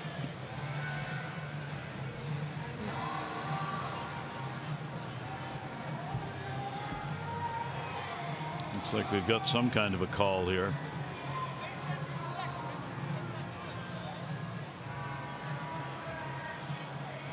Glenn Walcott, home plate umpire. The crew chief is Jeff Kellogg, who's down at first base, who actually made the call.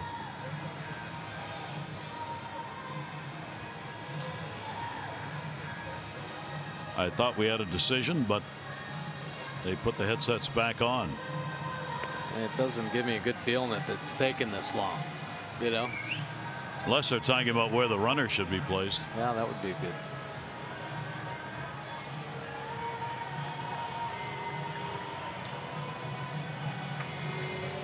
Now we've got a decision. Yep, it's a hit. That's what they were talking about, was where to put the runners.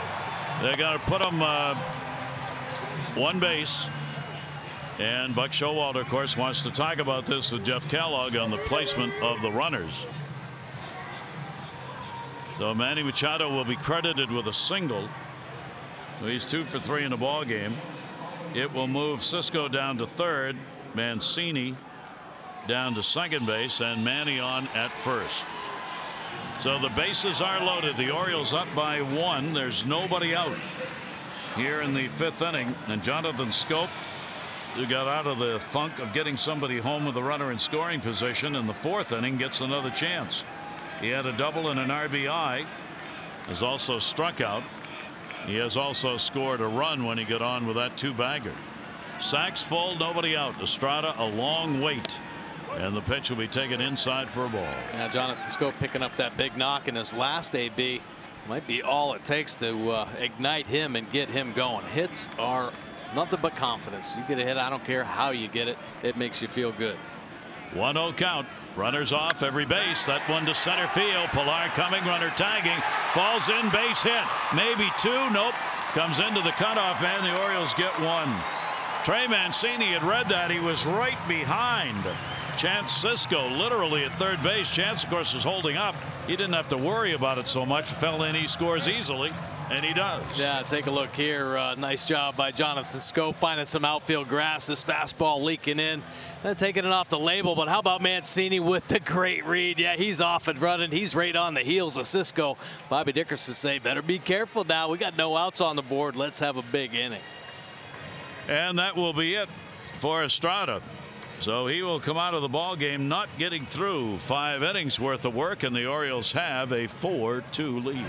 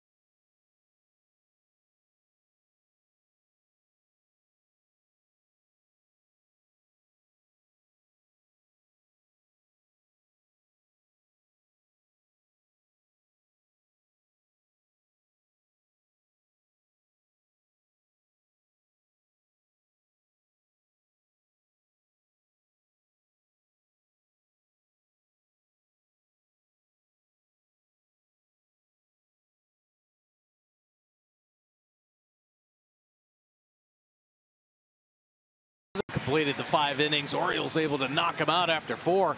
6 hits, 4 runs, 4 earned runs in this inning. They're stringing them together right now. 87 pitches thrown, and he's out of the ball game. Now it's time for the Jiffy Lube pitching change. Jiffy Lube stores now do brake services. Stop in and let Jiffy Lube perform a free brake inspection today. Danny Barnes out of the pen. Good start to the season with a 169 earned run average. Likes to move that fastball to the top of the zone. Also has a really good changeup. The opponent's hitting .304 overall off. So Barnes with the bases loaded, and Adam Jones standing in. Still nobody out, and the pitch will be outside for a ball. Adam has struck out and flied out. He is 0 for 4 in the only times he has faced Danny Barnes.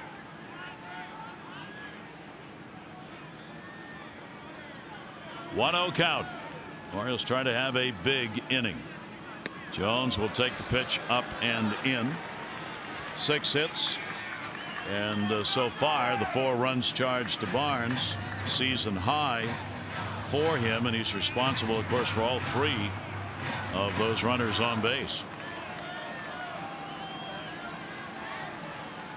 Barnes has been real tough with runners in scoring position.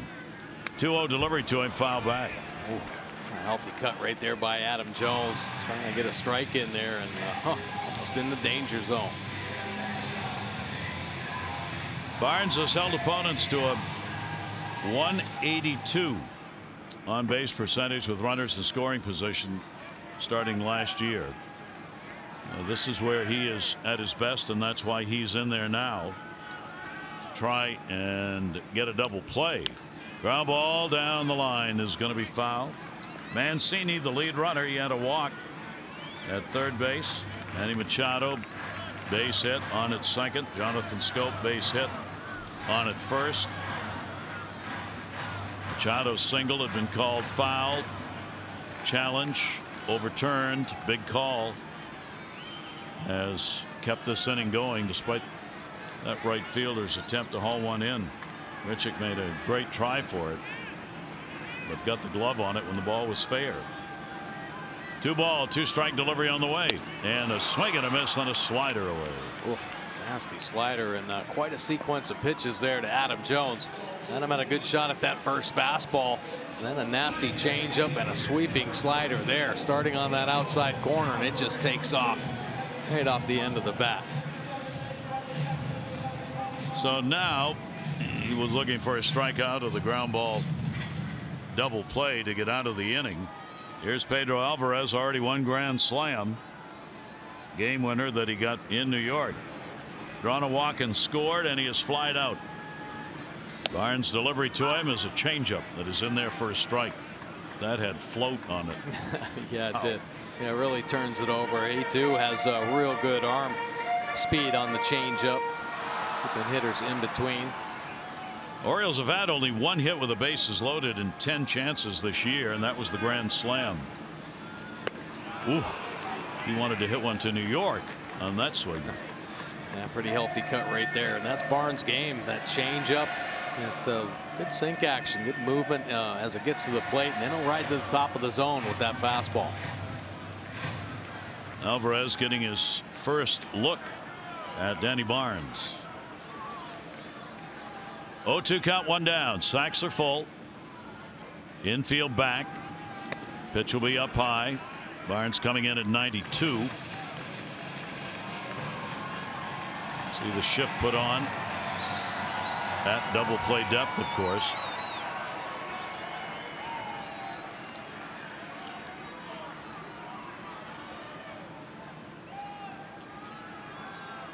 One-two delivery. Fouled off or fair? Foul. Maley up, hoping he might be able to get an out on a ball that rolled out, but and got him in the batter's box. Yeah, well, nice job by Pedro here. This fastball on the inside corner, and he's just trying to protect. You see it bounce down, kick off him, so dead ball right there, but trying to stay short just to keep the AB alive. Trying to wait out a mistake. Up and out over. 1-2 the count. Delivery. Alvarez takes the off-speed breaking ball. It will bounce. Maley again able to stop it, keep it out in front. He's done a good job behind the plate. Number of pitches from Estrada. Now Barnes, he's had the block back there. Yeah, made some good ones, but pressure a little bit higher right now with the bases jammed and the Orioles threatening. So those blocks, boy, couldn't come at more important time. 2 ball, 2 strike count. Delivery by Barnes, fooled him, and gets him on a strikeout. So 2 Ks for Barnes. Yeah, tried to wait on it. And when he recognized that change, he's tried to be quick, stay back, stay back. And just some late movement. You know, an elevated changeup, pretty dangerous pitch. They're seeing some good movement and some hitters caught in between. So Barnes, 2 down. And here is Chris Davis. Chris delivering an RBI single, his last at bat. He has struck out. Off-speed pitch is going to miss inside by Barnes, and a 1-0 count. There are 2 down. Alvarez back talking to himself after that last pitch he looked at. Barnes trying to get out of the inning. Now any out will do. 1-0 delivery on the way. That'll be inside. Now the hope is too, Davis picking up a big base hit and an RBI, that will be the hit that gets him going. And this is the type of situation we need the big man to come through. Got to throw a strike here. Does not want to get behind 3-0. Davis launches it center field. Pilar going back with room and makes the catch to the deepest part of the ballpark. A 400-foot fly ball. Orioles now up 4-2.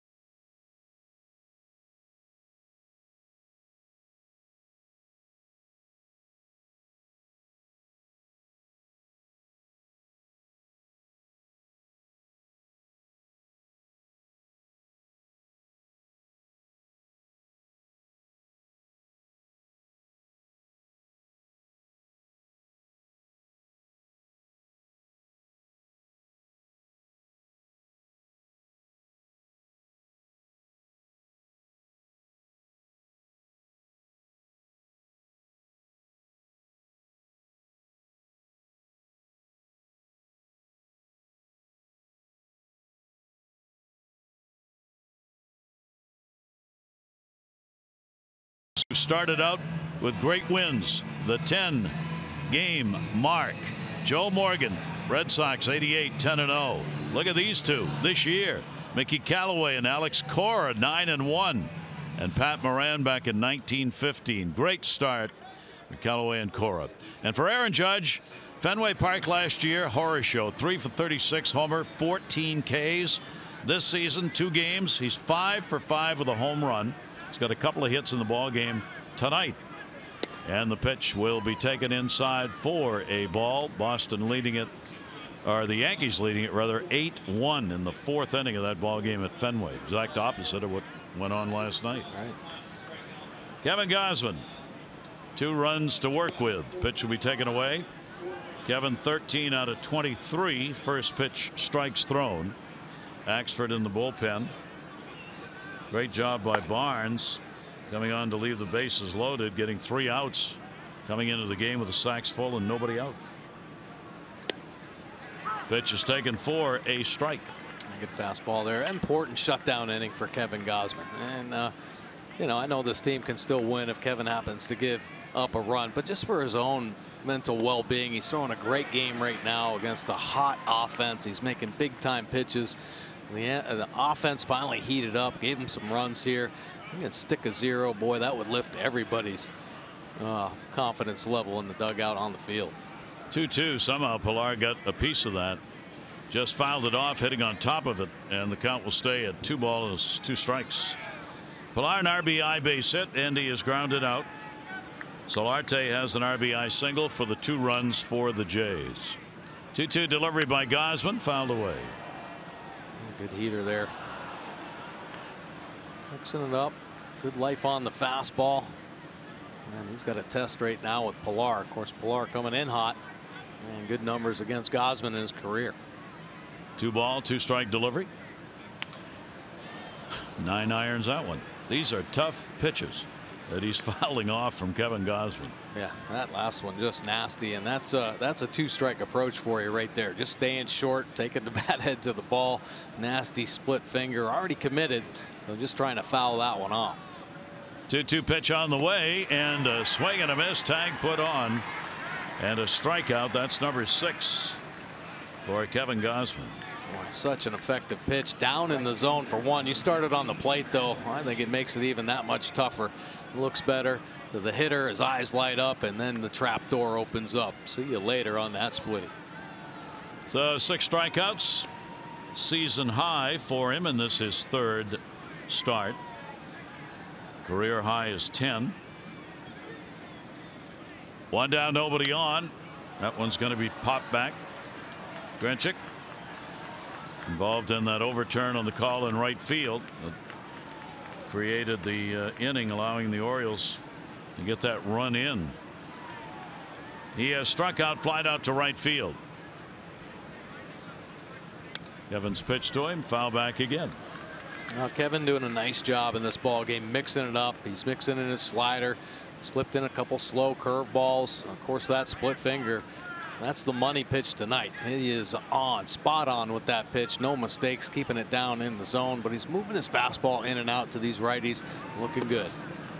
Grinchick had come into this series with a big 0 for. He was 0 for 26, and he doubled against the Orioles, snapping the longest career hitless streak that he had had. So that gets him back in the lineup. 1 ball, 2 strike pitch on the way, inside out, first base. Davis. He's got it. 2 outs here in the 6th inning. Sign up the Junior Orioles in your family for the 18 Dugout Club memberships, just $25.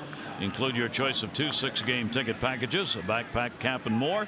All guests can get a seat for as low as $6. Join today, Orioles.com/Dugout Club. Youngsters on hand, glove ready to roll. Hit it here, hit it here. I can catch it. 2 down, nobody on. Diaz takes the pitch away. Grounded out and has struck out. This is the quick inning Mike was talking about, if he can get Diaz out of there for Kevin Gausman. 1-0 pitch, and he's not going to. Way back in left field, and goodbye home run. Half dozen rows back. That's what this team is doing. Diaz gets the dinger. Toronto's now had 12 home runs in 12 of their 13 games. They've had at least 1, and they keep it going here. Yeah, then we're back to 1 run. They're a home run hitting team, and I don't know if you expect a lot of home runs out of Diaz, but he was quick on that fastball inside. We talked about the hitters really trying to jump on Gausman's fastball early, and he caught that one out in front, real short to it. It was on the inside corner, but he was hunting in there looking for the heater, and he got him. 3rd home run, 4-3 ball game, and the pitch taken away. So Diaz continues to do what Toronto does when they get on the board, and that's find a way to launch one. Diaz on the year has driven in 5, and the pitch taken down low. Maley a base hit and a run scored. India struck out. The Orioles left-hander Richard Blyer, first action the Orioles have had in the bullpen.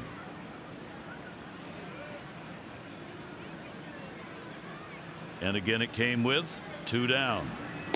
Pitch will be taken for a strike, and a 2-ball 1-strike count. A good pitch to get back into the count with the slider. And now thinking, the fastball count, better mix in something else. Kevin has given up 4 home runs in this his 3rd start. And a 2-ball, 2-strike count. Tight games. Lots of chances in all 3 for both teams. Here's the 2-2 delivery on the way, and a breaking ball that'll stay just a little bit inside. A nice try. He just tried to ambush a fastball in, so why not start that splitty right there on the inside corner? We've seen some swing overs in this ball game. Good try by Gausman. 3-2 delivery, and that one he went up and got and fouls it off. And to raise the eye level on that one. And Maile keeps the at bat alive with a 3-ball, 2-strike count. Maile in just his 4th game of the season. Russell Martin doing virtually all of the catching. He's had 3 doubles though. Fouls that one off the other way. A couple of hard hit balls down each line.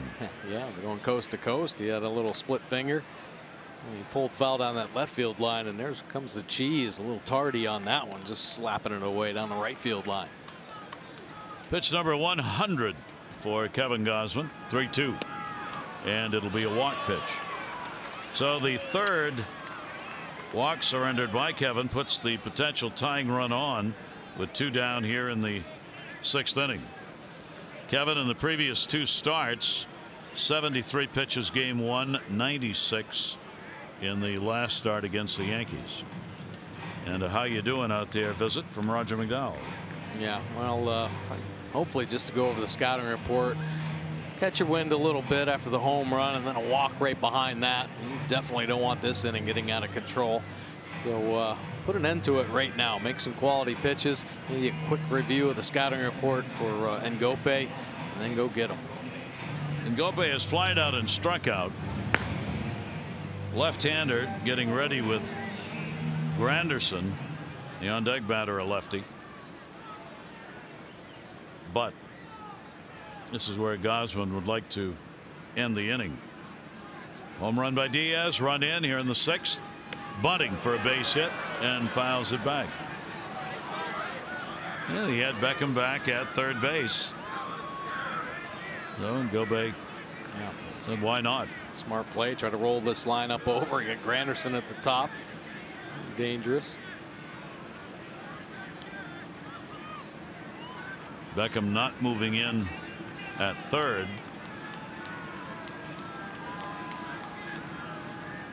Maile off first base.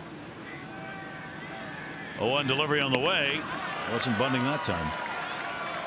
A big time cut, and Gausman gets ahead of him with 2 strikes. Can't get on top of that high cheese. Bringing it 94 miles an hour. And anything else in your mind, that ball's going to get by you. How about the location? Good spot up and in both pitches. 0-2. And Ngope will foul it back. He'll keep his at bat going. Toronto battling back. Blue Jays got a 1st inning run to take the lead. The Orioles came back and had a 3-run 3-hit 4th inning, went up 3-1. Added another in that 5th. Toronto's answered with 1 here, and wow. Looked pretty good. Didn't get the call. Yeah, sure did. Split finger. Not the location he wanted, but looked like it might have settled down in there. Good group of pitches up there, up and in to Ngope. 1-2. Maile off first. Down the line. That's going to be a souvenir too. That'll end up in the seats. But Showalter, Roger McDowell want Kevin Gausman to be able to get through this inning. Finish it off. Another high pitch count inning, as he had 26 pitches in the 1st inning and 27 here. 1-2. And he gets him. So Gausman works out of the inning. The home run by Diaz makes it a 1-run game. Our Ram do-up. Beckham, Gentry, Cisco.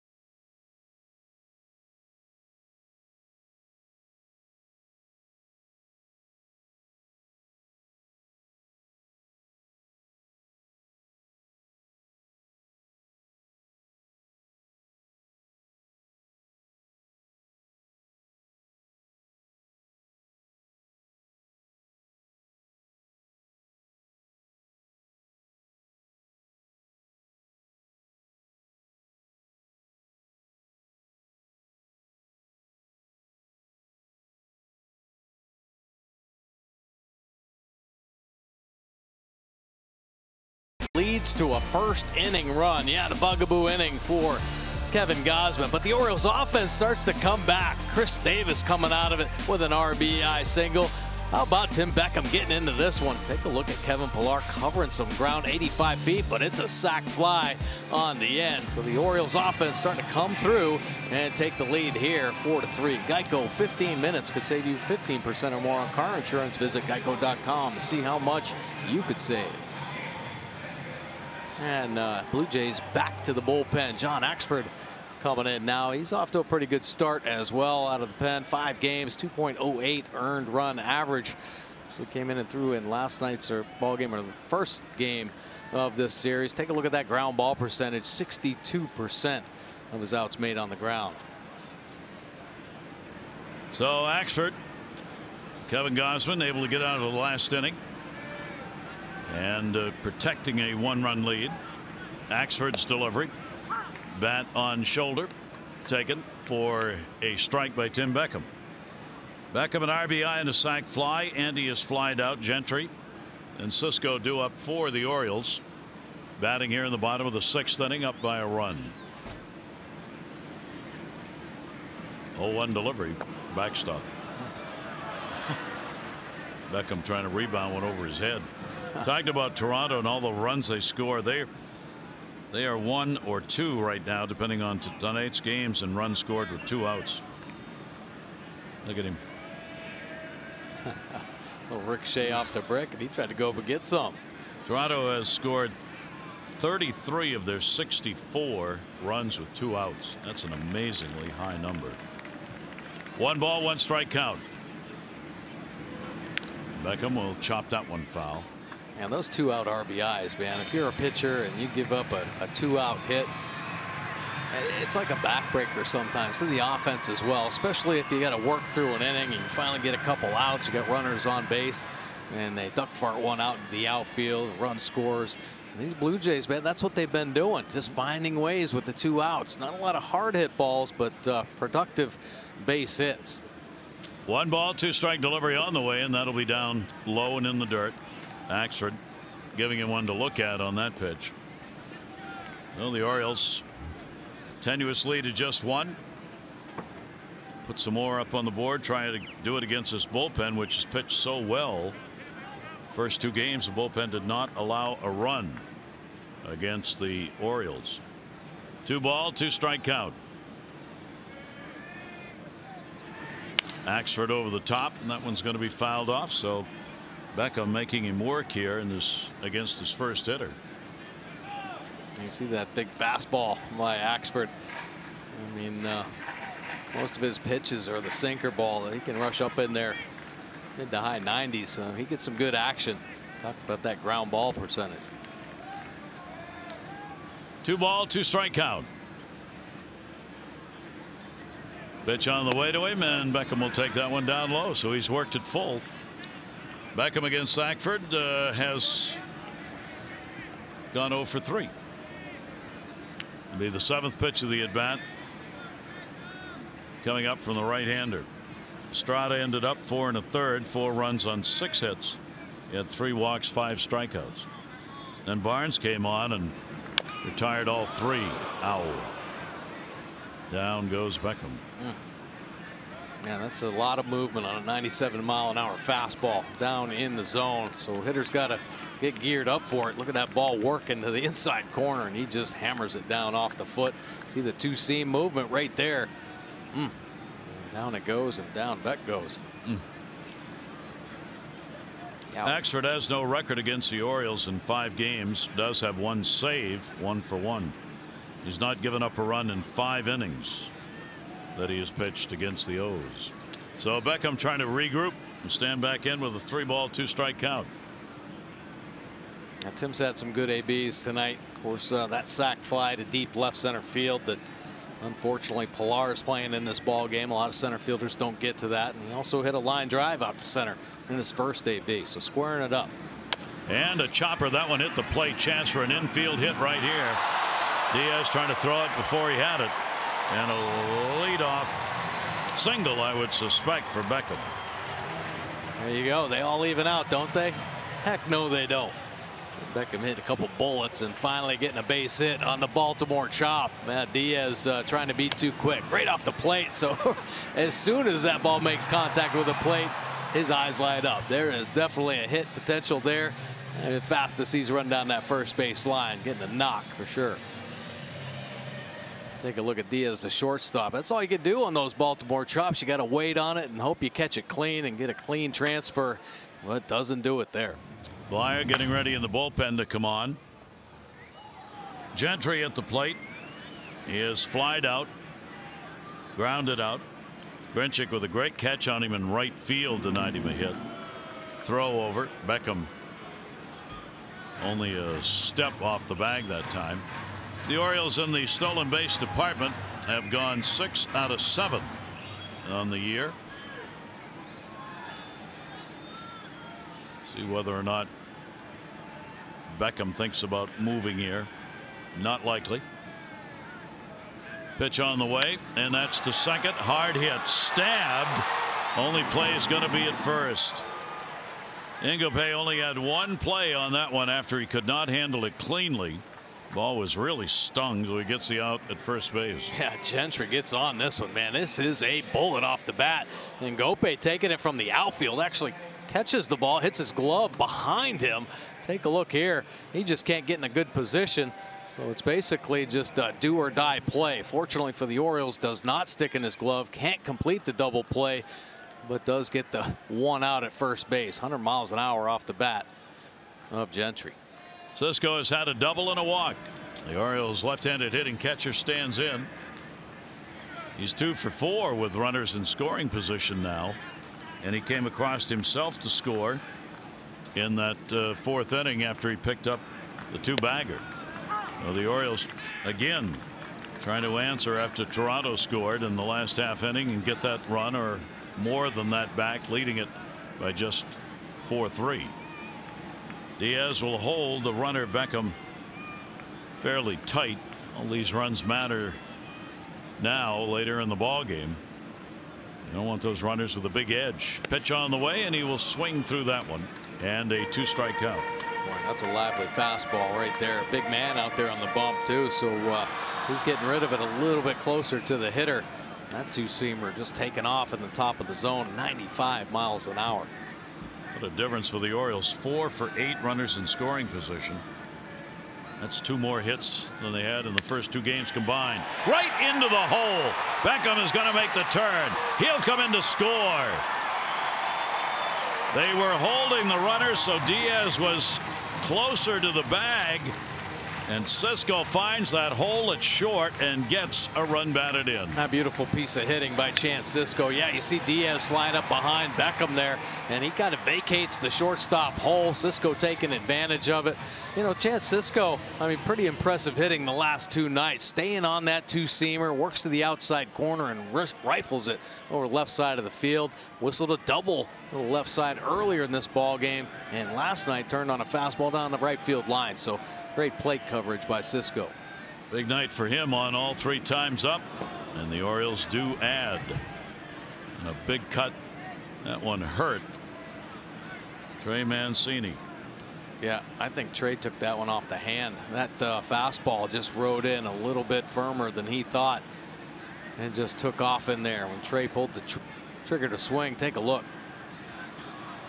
I think that ball might have got a piece of the top hand there. He immediately takes it off the bat. Orioles on top now, 5-3. Oh my. Oh my. They got all of them. Ryan Abel, the Oriole trainer, out.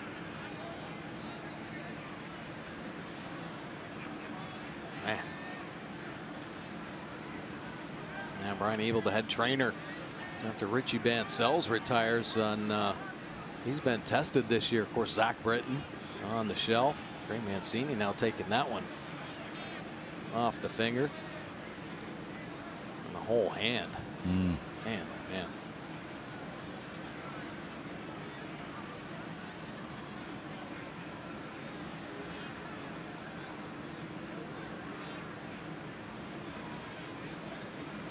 Well, looks like that the pointer finger and the knuckle might have taken the brunt of it. It looked like Brian Ebel was checking the middle finger and the knuckle out as well. Question is, can he grab the bat? Can he grip it in order to stay in the ball game? Right. At least take a swing, Trey. See if you can do it.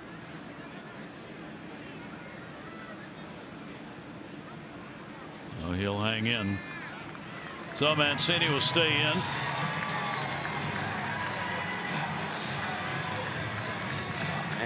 Back in there to Maley, the Toronto catcher. You see, he got me right on the finger.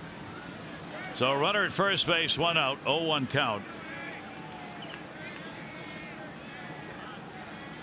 Jan Cisco, the base runner. Orioles with a run in. 0-1 delivery on the way. Axford over the top. Bounced that one in the dirt. Maley again with a stop and holds Cisco. Chance now reaching base 3 times in this ball game. That's a career high for him. He's had an RBI in consecutive games. First time in his young career. So all these firsts coming. Yeah, for sure. Chance Cisco. Everybody knew the young man could hit. And now starting to get a little playing time and showing what he's all about. Talk about him using the whole field. Kid won a batting title when he was 19 years old in the minor leagues. Pretty impressive hitter. 1 ball, 1 strike count on Mancini. Trey will take a pitch. That'll be a strike. And the count will go to 1-2. Mancini with Manny Machado waiting on deck. Axford on in relief of Barnes. Already charged with a run on 2 hits. Recording only 1 out so far. Mancini will take the slider away. Orioles came into this having scored only a couple of runs against Toronto in the first 2 games. 5 up on the board in this one.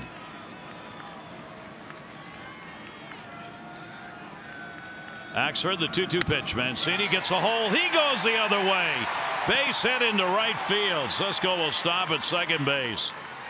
So Cisco and Mancini both hitting it where they ain't. And they're both on with base hits. Well, you love to see the Orioles going the other way. Really taking what's given. Mancini 2 strikes, staying inside the baseball after taking one off the hand. I can't even believe how he's holding the bat right now, but able to pick up the knock and keep the pressure on the Blue Jays. So the Orioles have 2 on, only 1 away. And Manny Machado will get another chance at it. That hand still hurting over there, obviously, on Trey Mancini. Single, double, and a strikeout for Manny Machado, and the swelling on that index finger right on the knuckle. 1 down, and the pitch will miss for a ball. Big call in the game in the 5th inning when the Orioles would pick up a run was the Machado fly ball down the right field line, ruled originally to be foul. Orioles challenged it. The call was overturned, and a base hit loaded the bases. The Orioles would score in the next batter. 1-0 delivery on the way. That's in there for a strike. Yeah, so the Orioles offense really starting to come together a little bit in this ball game. We're seeing a lot of pitches, picking up some clutch base hits. Some hitters that have been struggling, which you like to see them picking up the big base hits, because that is just a huge confidence lifter. And a couple more guys that have been scuffling along. The whole team ends up paying attention. That one may have broken the bat. Right center field, not deep. Grinchik coming. He'll make the catch. Runners will stay where they are. Manny's retired, and there are 2 down. On Friday, join the Ozone Rally Team presented by Budweiser. 6 to 8 at Sliders Bar and Grill in Baltimore, featuring former Orioles pitcher Brian Bass and the Oriole Bird. For the complete schedule and rally info, go to Orioles.com/rallies. Well, the Orioles have rallied here, picking up the 5 runs in the ball game, and Jonathan Scope will try and add to it. He's had a double, single, 2 RBIs, and he has struck out. Scope's gone 0 for 2 off Axford. Axford already going over that 20 pitch mark that relievers don't like to do, the guys who come in for an inning. That one way up, nearly going up to haul it in. Doesn't make you feel too comfortable right there. Just cutting one loose. Soaring up over the head of Jonathan Scope. And a good play by a catcher, though, actually leaving his feet to pull that one back. Maley has been all over the place, working behind the plate in this game. 1-0 count. Long inning for the Oriole offense. 1-0 delivery. Seemed to go after a 95-mile-an-hour fastball and a 1-ball-1-strike count. Yeah, he just got a lot of life on that pitch. You know, he starts it off on the outside corner and it just takes off across the whole plate. He's setting up, down, and away. Look where that second pitch ended up and in on Jonathan. 1-ball-1-strike with 2 down. Runners off first and second. And the breaking ball slider's going to miss outside. Jonathan, 2 years in a row, has had a slow start at home.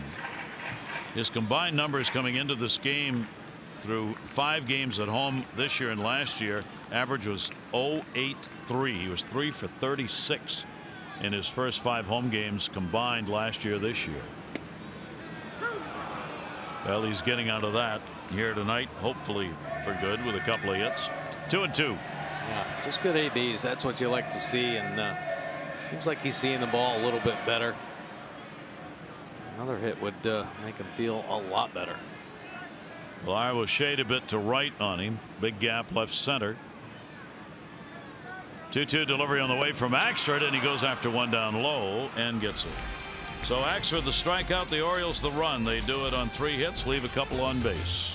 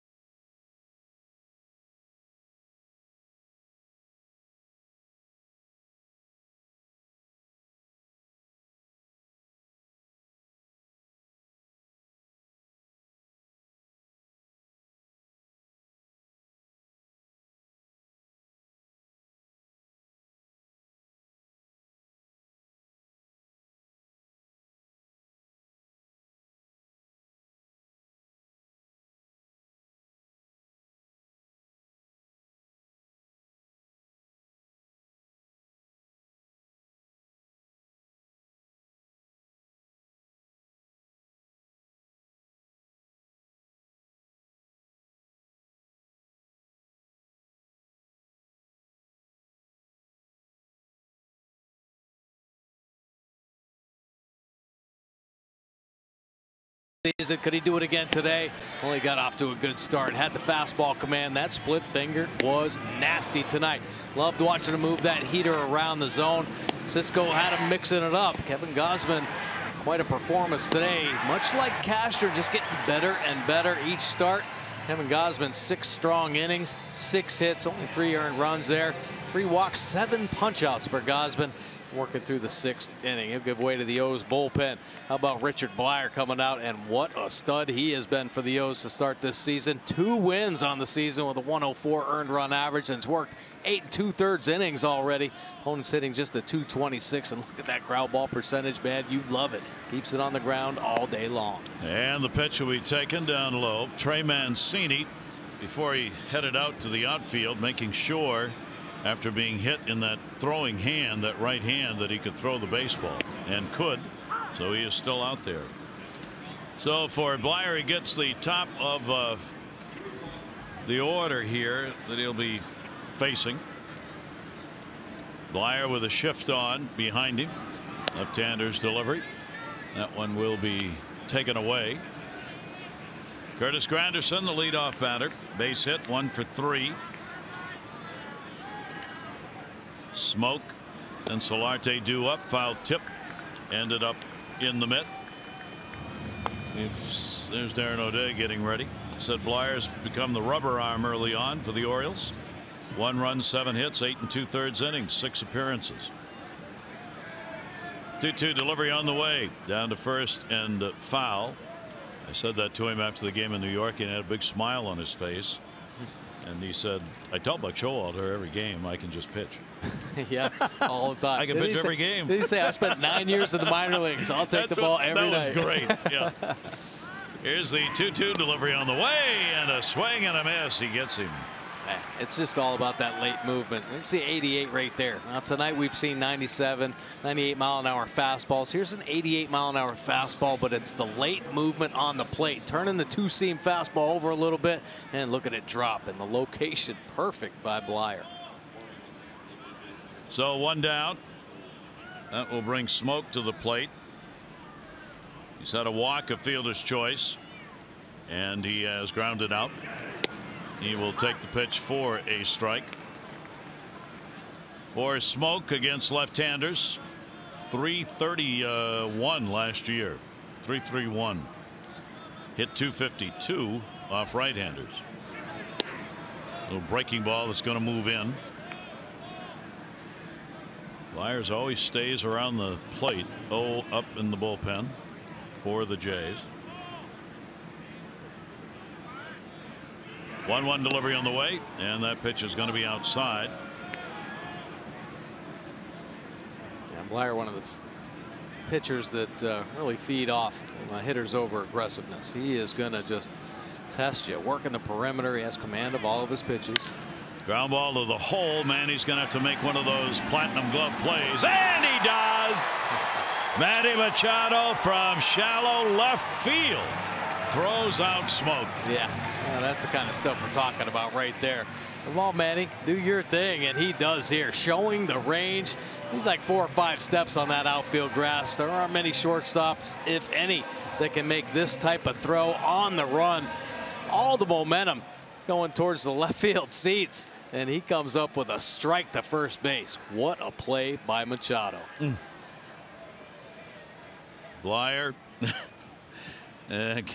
Casher in the dugout with his hat off on that play.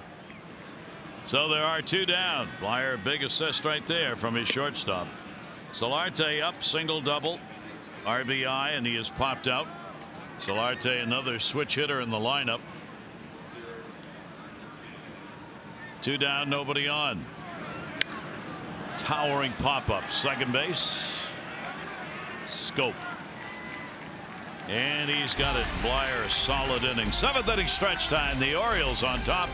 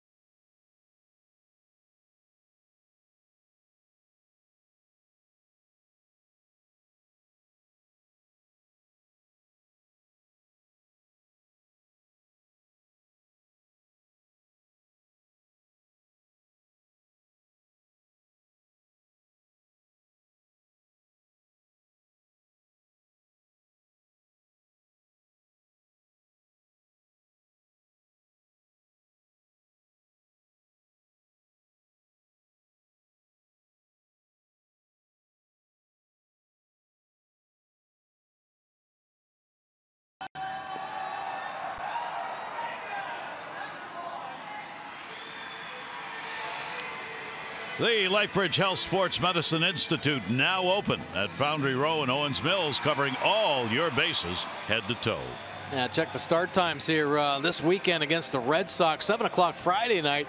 On Saturday, 1 in the afternoon. Sunday, 1 in the afternoon. And then the marathon game there, 11 a.m. in the morning on Monday. Of course, Rodriguez, Velasquez, Sale, and Price will be taking on the Orioles. Beautiful play by Manny Machado, showing his range deep in the hole at shortstop. That last inning, something special.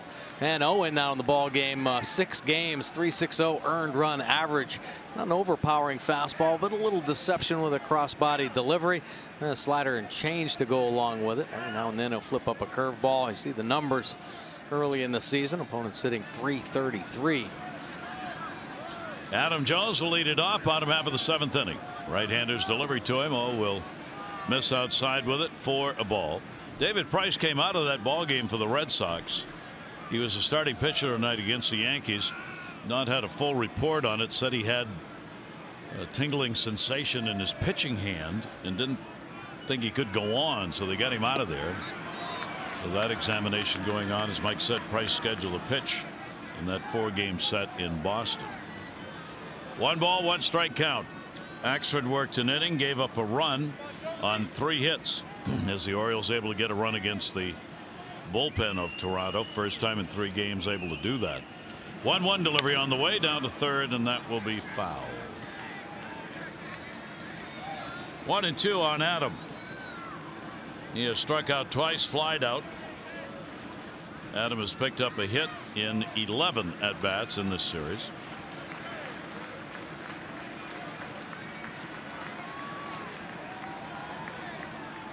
O's delivery on the way, and he chases one upstairs. Wow, moving it around a little bit and flipping everything up there. Nice little slider by O, and then the high fastball that Adam Jones can't lay off, just taking off. And he got a little deception too in his delivery, a little pause on the back, but look at the front foot.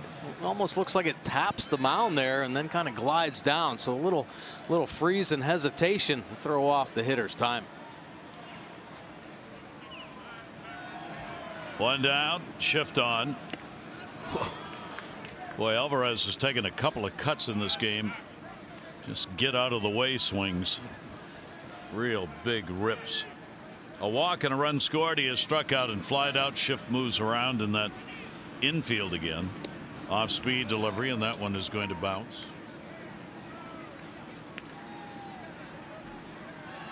Well, you know the importance of the tack-on run, especially against a team like Toronto that's so good late in ball games, and the power that we continually talk about. Of course, they're off to such a strong start with the home runs this season. So Orioles offense got to keep it going to the bitter end here. Oh, the veteran, 35 years old, out of South Korea. 2 ball, 1 strike delivery on the way. Got a hold of that one to the gap, right center field. Hit that one hard and long. It'll roll all the way to the wall. Alvarez on his way to second base, and he is in with a double. I do not get cheated on swings, and when I hit it, it goes far. Yeah, the bull hits him hard, doesn't he? Second double of the season. He gets on top of the high fastball. Take a look at the top hand. Man, does he push that ball or bat head through the zone. Getting on top and spanking it to split these 2 speedy outfielders for the Blue Jays. He walks into second base. So Sean Wan-Oh will work with Alvarez on at second, as the Orioles double-digit hits, 10 in the ball game. Chris Davis contributing an RBI single back in the 4th. He has struck out and flied out. Runner at second, 1 down, and off the handle and back. Jonathan Scope has a 2 RBI ball game going. Chris Davis with the 1. Cisco has delivered an RBI base hit. The Orioles have the 5-3 lead, and tonight a lot of chances again. The 5 for 11. 0-1 pitch on the way, and Chris will foul that one back. Well, the Orioles have been getting, it seems recently, a lot of opportunities. They just haven't been able to capitalize. You know, they're not knocking the cover off the ball, but guys are drawing walks. They're putting some pressure on the opposing team. It's just that 1 or 2 hits that's really keeping them down right now. Good to see him picking up the knocks with runners in scoring position tonight. Alvarez off second, the 0-2. This game will humble you. Orioles come in, they'll have no problem scoring runs. They're starting pitching a question mark. Best part of the Orioles beginning, they're starting pitching and they can't hit and score runs. Right. Problem was they had a great average of runners in scoring position, but they couldn't get any chances. This year they got all kinds of chances and can't get any hits. That's what this game does to you just when you think. Yeah, it is crazy. And a 1-ball 2-strike count on Chris Davis. Yeah, I think we've already seen here the first couple weeks some things that we haven't seen before. I mean, it's been an interesting couple weeks to say the least with some of the defensive plays the Orioles have made. Starting pitching. Yeah. Nobody expected. I mean, great starts. Not going to say Dylan Bundy wasn't expected to have good ones, but maybe even better than anybody hoped. Off-speed delivery is going to be taken outside. And the count goes to 2-2 from O. Alvarez on at second base. They're not holding him close at second.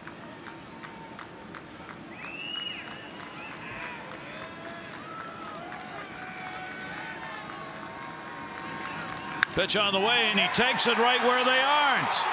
Alvarez will make a turn and stay into the cutoff man, and there Chris Davis does exactly what they've been talking about through spring training. He took it the other way. Wow. How about that? How easy did that look? Chris Davis shooting a line drive, 2 strikes the other way. Tough pitch. That pitch is off the plate, and he stays on it. Man, oh man. When he does things like that, it looks pretty darn easy. Just trusting the hands right there. Taking the legs out of it. Just like we were talking about with Jonathan Scope doing the drills today. That's what Scott Coolbaugh talks about. Sometimes the lower half can get in the way. Davis took him out of play there. And he was aiming for that hole. That was not an accident. You saw the way he cut down on his swing so that he could do that. So with 1 away, first and third. And here is Beckham. Chris Davis getting his first multi-hit game of the year. Now Beckham would like to continue his run, as Beckham has an RBI and a sac fly. He has picked up a base hit and a run scored, and he has flied out. 5-game hit streak for Beckham. 1-0 delivery on the way from O, and it is in there for a strike. There are your base runners. The Orioles would definitely like to play first and third for a little while here at the end of the ball game. 11 hits in the ball game for the O's. O from the belt. Fastball at 91 moves inside. And a 2-ball 1-strike count. So O having a little problem with the strike zone, moving the ball around here. In his 7th game. Opponents hitting .333 against him in those games. Limited innings, of course, out of the bullpen. 2-1 pitch. Towering pop-up, shallow right, or even second base. Won't make it to the outfield grass. Ngope hauls it in for the outrunner stay. This copyrighted telecast is presented by authority of the Orioles and may not be reproduced or retransmitted in any form. And the accounts and descriptions of this game may not be disseminated without the express written consent of the Orioles. Is he a sailor? Is he a chef? Short order cook? Not sure. The hat just fooled me. He was pretty excited right there. He was very excited. Always like to see that at the ballpark. 2 down. Gentry 0 for 3. Craig with 2 away. First and third. Off-speed breaking ball is in there for a strike to him. Third pitcher used out of the bullpen, and it looks like there in fact may be more. They want the left-hander getting ready, and the Orioles' Darren O'Day is ready in the bullpen. Big cut by Gentry, and it will go to 2 strikes. Well located fastball there to take the advantage of the count. Gentry trying to be short quick, and that one's sneaking by. 1 for 4 for Gentry, runners in scoring position on the year in the limited opportunities. 0-2 count on him. O's delivery over the top will be fouled up and out of play.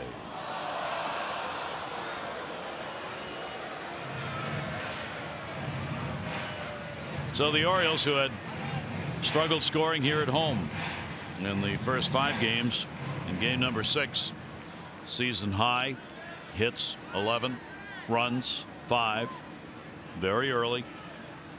But start taking care of some of those things you need to do better, and they've done it so far tonight. And that one breaks in for a strike. Real good movement on that one. Orioles no runs on a couple of hits. They'll leave 2 on. They lead. O'Day coming on.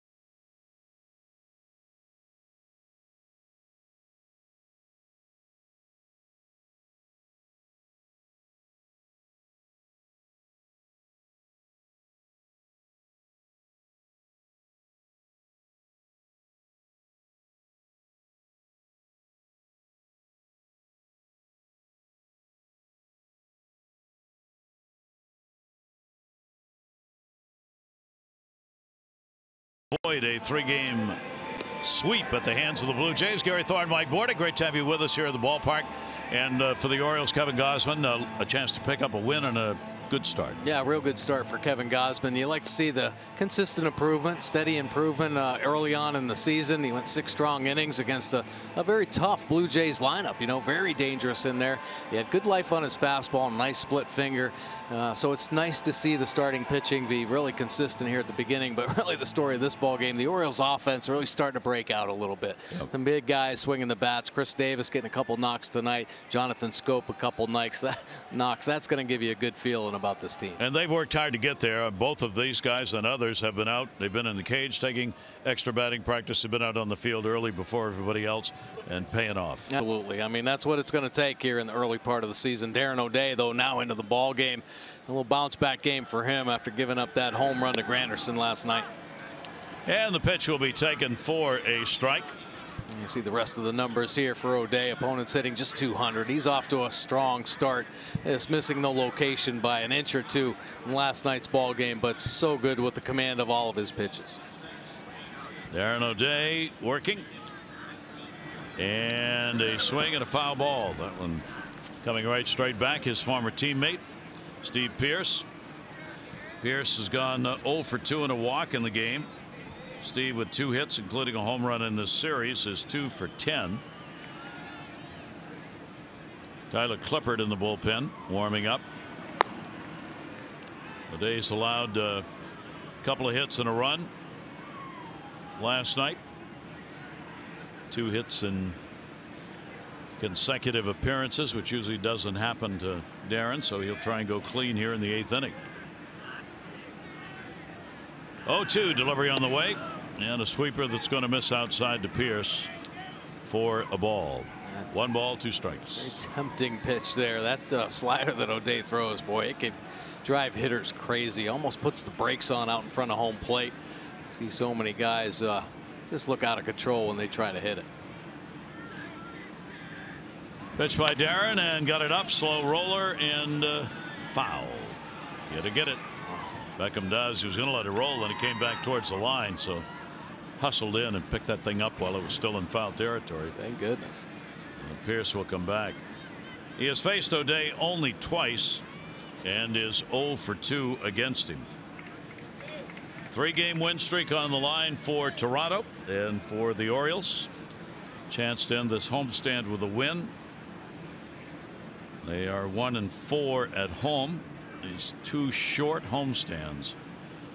The Orioles will make up for it at the end of the month when they have 10 consecutive here at home. Their longest homestand of the year will come at the end of this month. Check swing, another number. That's fair ball. Ate him up on that one.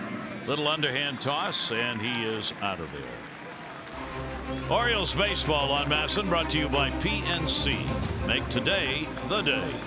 And by Navy Federal Credit Union, proudly serving the armed forces, veterans, and their families for over 80 years. I didn't thank your wife, Monica. I want to do that right now. I cannot let this go by.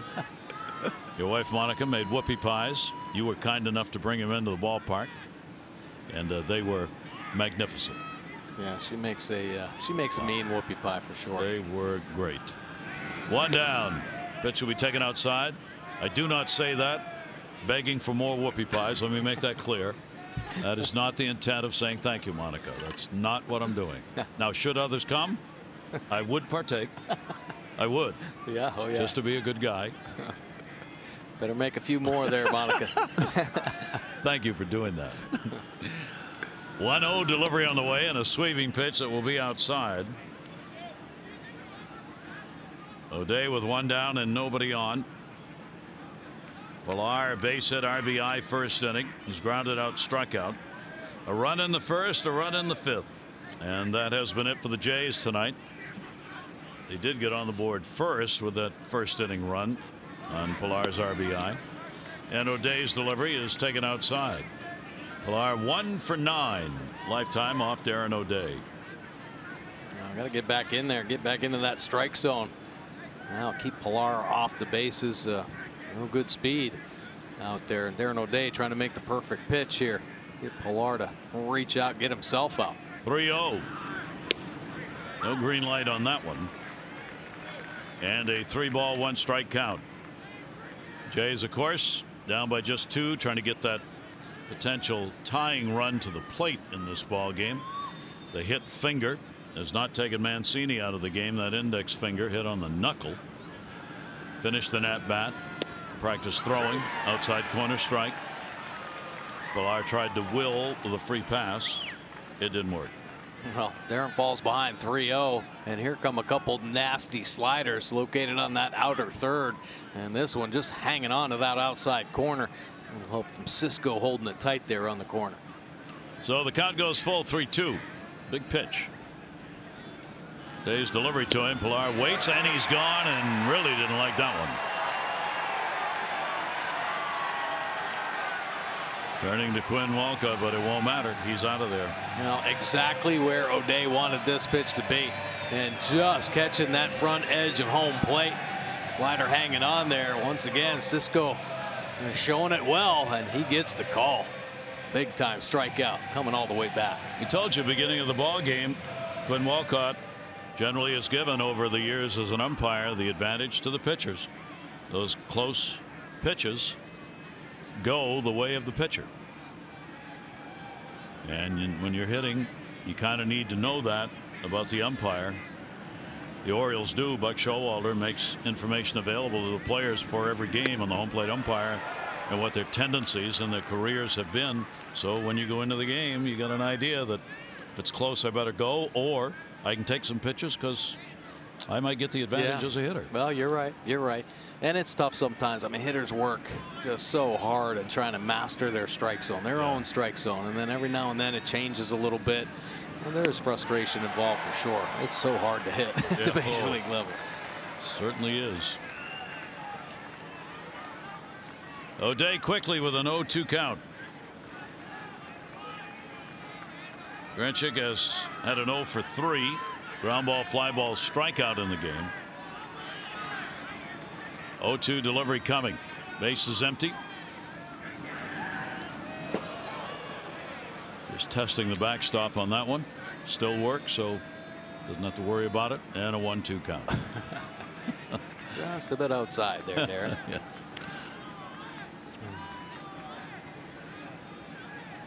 Yankees Red Sox, another slugfest tonight. I see it on the pitch cast, though. I saw that. The third pitch. That? It was in there. Was in there? It just got the box. I mean, the whole screen. It goes on the edge of the whole screen.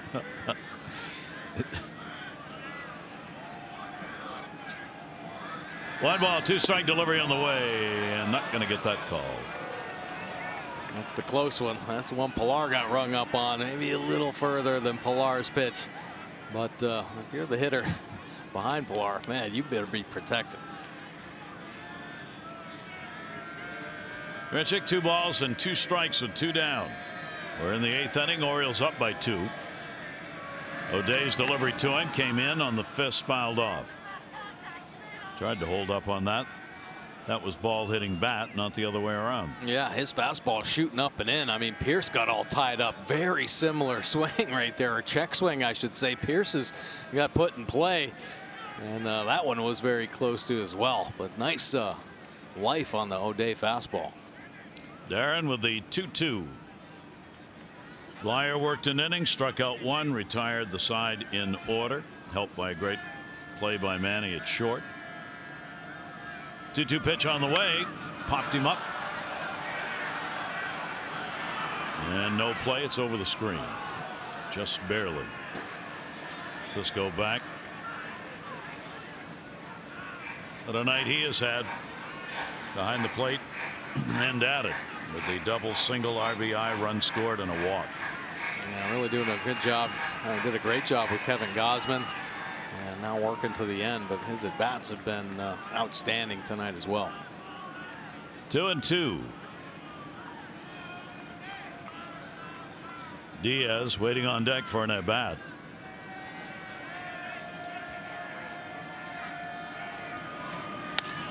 In the air to right. Gentry. Good job. O'Day retires the side in order. Bottom half of the 8th coming up. Orioles on top 5-3.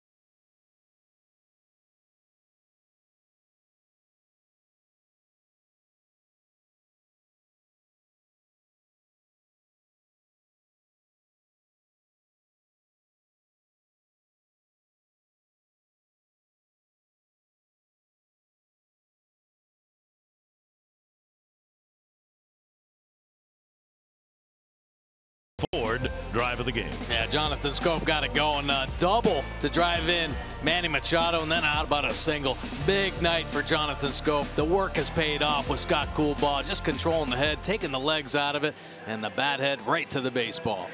Hurry to your local Ford dealers for great savings on cars, trucks, and SUVs. Well, Tyler Clippard now into the ball game. Seen a lot of arms out of this Blue Jays pen. Haven't seen Clippard yet, though. 6 games on the season. Picked up a win already with 3.18 earned run average. See opponents hitting just 105 overall. Clippard fastball still low 90s with the heater.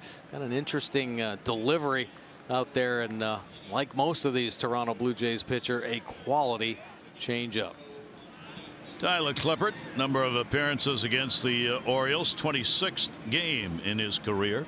He is 1-3 against the Orioles, and only 1 for 3 save opportunities. First ball hitting. Chad Cisco high in the air to center. Pilar will put it away. A pitch and an out here in the bottom of the 8th inning. Watch every out-of-market regular season game live at home, in the office, or on the go with MLB.tv. Your subscription includes MLB At Bat Premium, allowing you to watch live baseball on your favorite supported devices. Blackout other restrictions apply. Visit MLB.tv for details. Brian Brock in the bullpen, the Oriole closer. It is a save situation at the moment. Trey Mancini, a base hit, a walk, a strikeout, and he is flied out.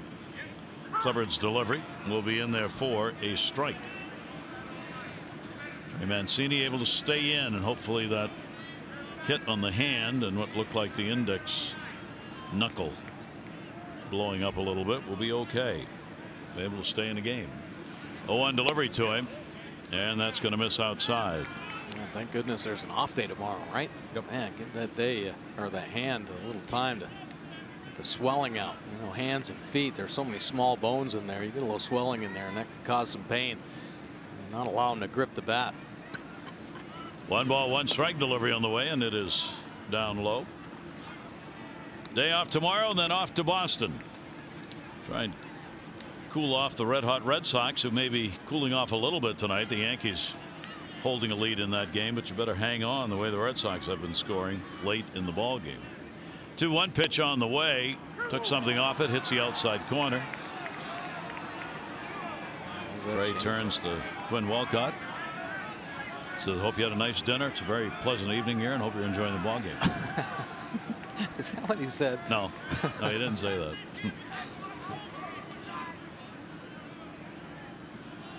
Clifford with the 2-2. That one centered. Pilar. And there are 2 down. The O's do have the day off tomorrow, on to Boston for 4. Chris Tillman on the mound against Eduardo Rodriguez, the left-hander. Opens it up. Coverage on Masson will begin at 6:30 Friday with O's Extra presented by Ford, followed by game coverage at 7. All the access you need right here on Masson. The Boston Marathon Monday, an 11 o'clock baseball. Pitch on the way, swing and a miss. Manny Machado with a double, single, 2 for 4, runs scored. That marathon baseball game was set at 11, trying to time it for the finish of the race so that folks could both go to the game and see the marathon finish in downtown Boston. That makes it pretty chaotic in that city, doesn't it? Completely chaotic. A little bit of traffic and people everywhere. Well, and delivery is taken up high. 1 ball, 1 strike count. But if you're going to broadcast a baseball game, 11 o'clock in the morning is when you should do it. Yeah. Yeah. Just keep the coffee coming, right? Yeah. 1-1 delivery on the way.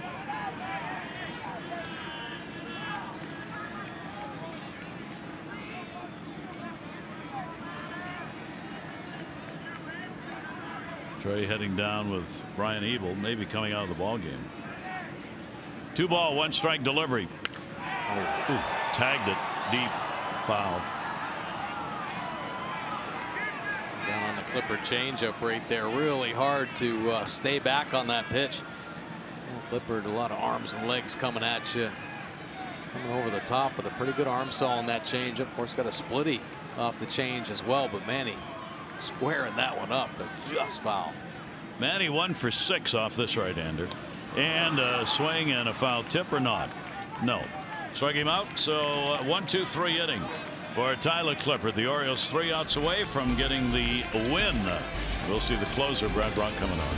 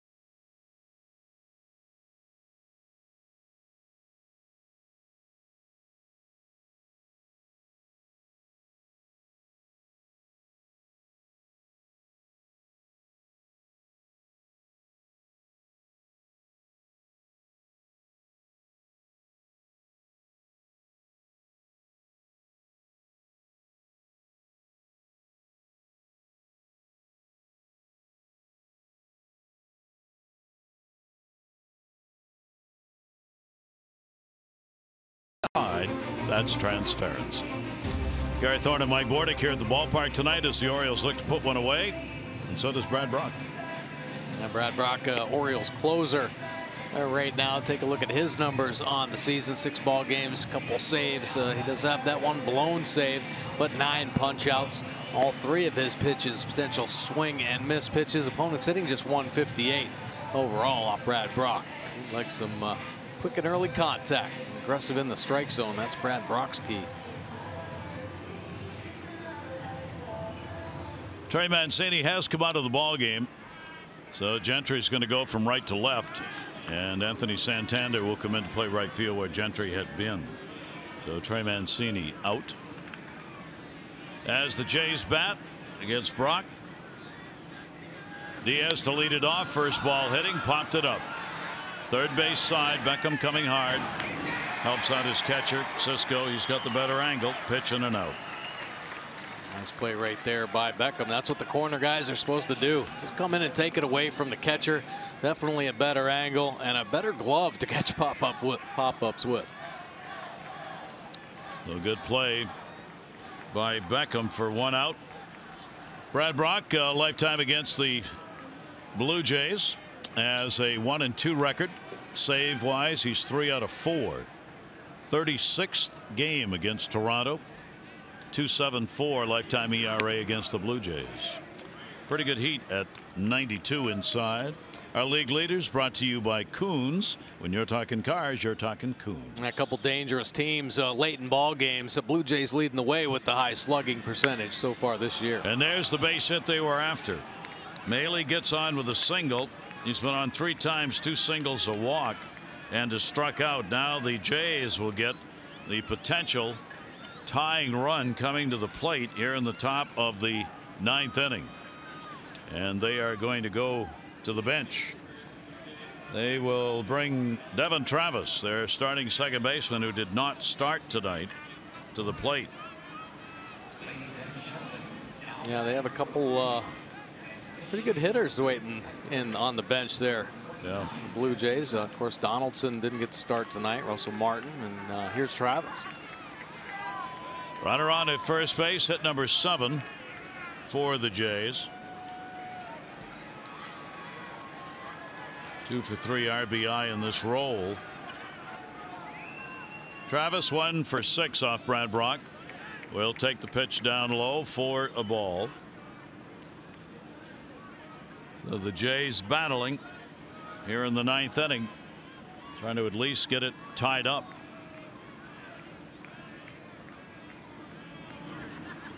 Short lead at first, Maile. Evan Travis will take it outside for a ball. At the top of the order, Granderson waiting on deck.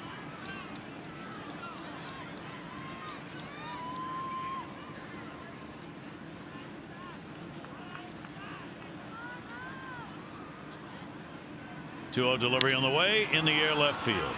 Gentry is there. He's got it. 2 down, 9th inning. Let's take a look at this date in baseball. In our Major League notebook, it was 66. 20 years after Jackie Robinson broke the color barrier, Emmett Ashford became the first black MLB umpire on this date. And in '85, Cal Ripken Jr., sprained left ankle, ordered by the doctor not to play, but it was just a scrimmage game. It was against the midshipmen, U.S. Naval Academy. At the time, Cal was up to 444 consecutive. That, if it had been a regular season game, would have ended the streak, but it wasn't. Thank goodness it didn't. Yep. And the Iron Man number got put up. Runner goes. They let him go. Granderson up. It's Granderson at the plate that becomes the important run. Defensive indifference. Granderson single. 1 for 4. A couple of strikeouts and a fly ball out.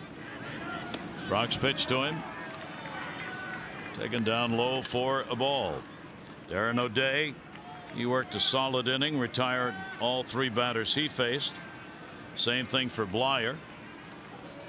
Gosman trying to get a win here. 3 runs, 6 hits over 6 for the Oriole starter. 2-0 delivery on the way, and a strike taken. Granderson, of course, with home run power. Yeah, he is a dangerous hitter. You better make some good pitches, and he works that outer third right there, keeping it down low, down at the knees, trying to get back into the count with a quality pitch. He's had only one at bat against Brad Brock, 0 for 1. Runner's going to go to third. Another defensive indifference.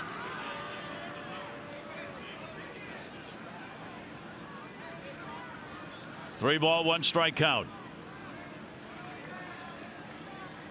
2 down. Orioles need 1 more. Put this ball game away. 3-1 delivery on the way. Granderson a ground ball.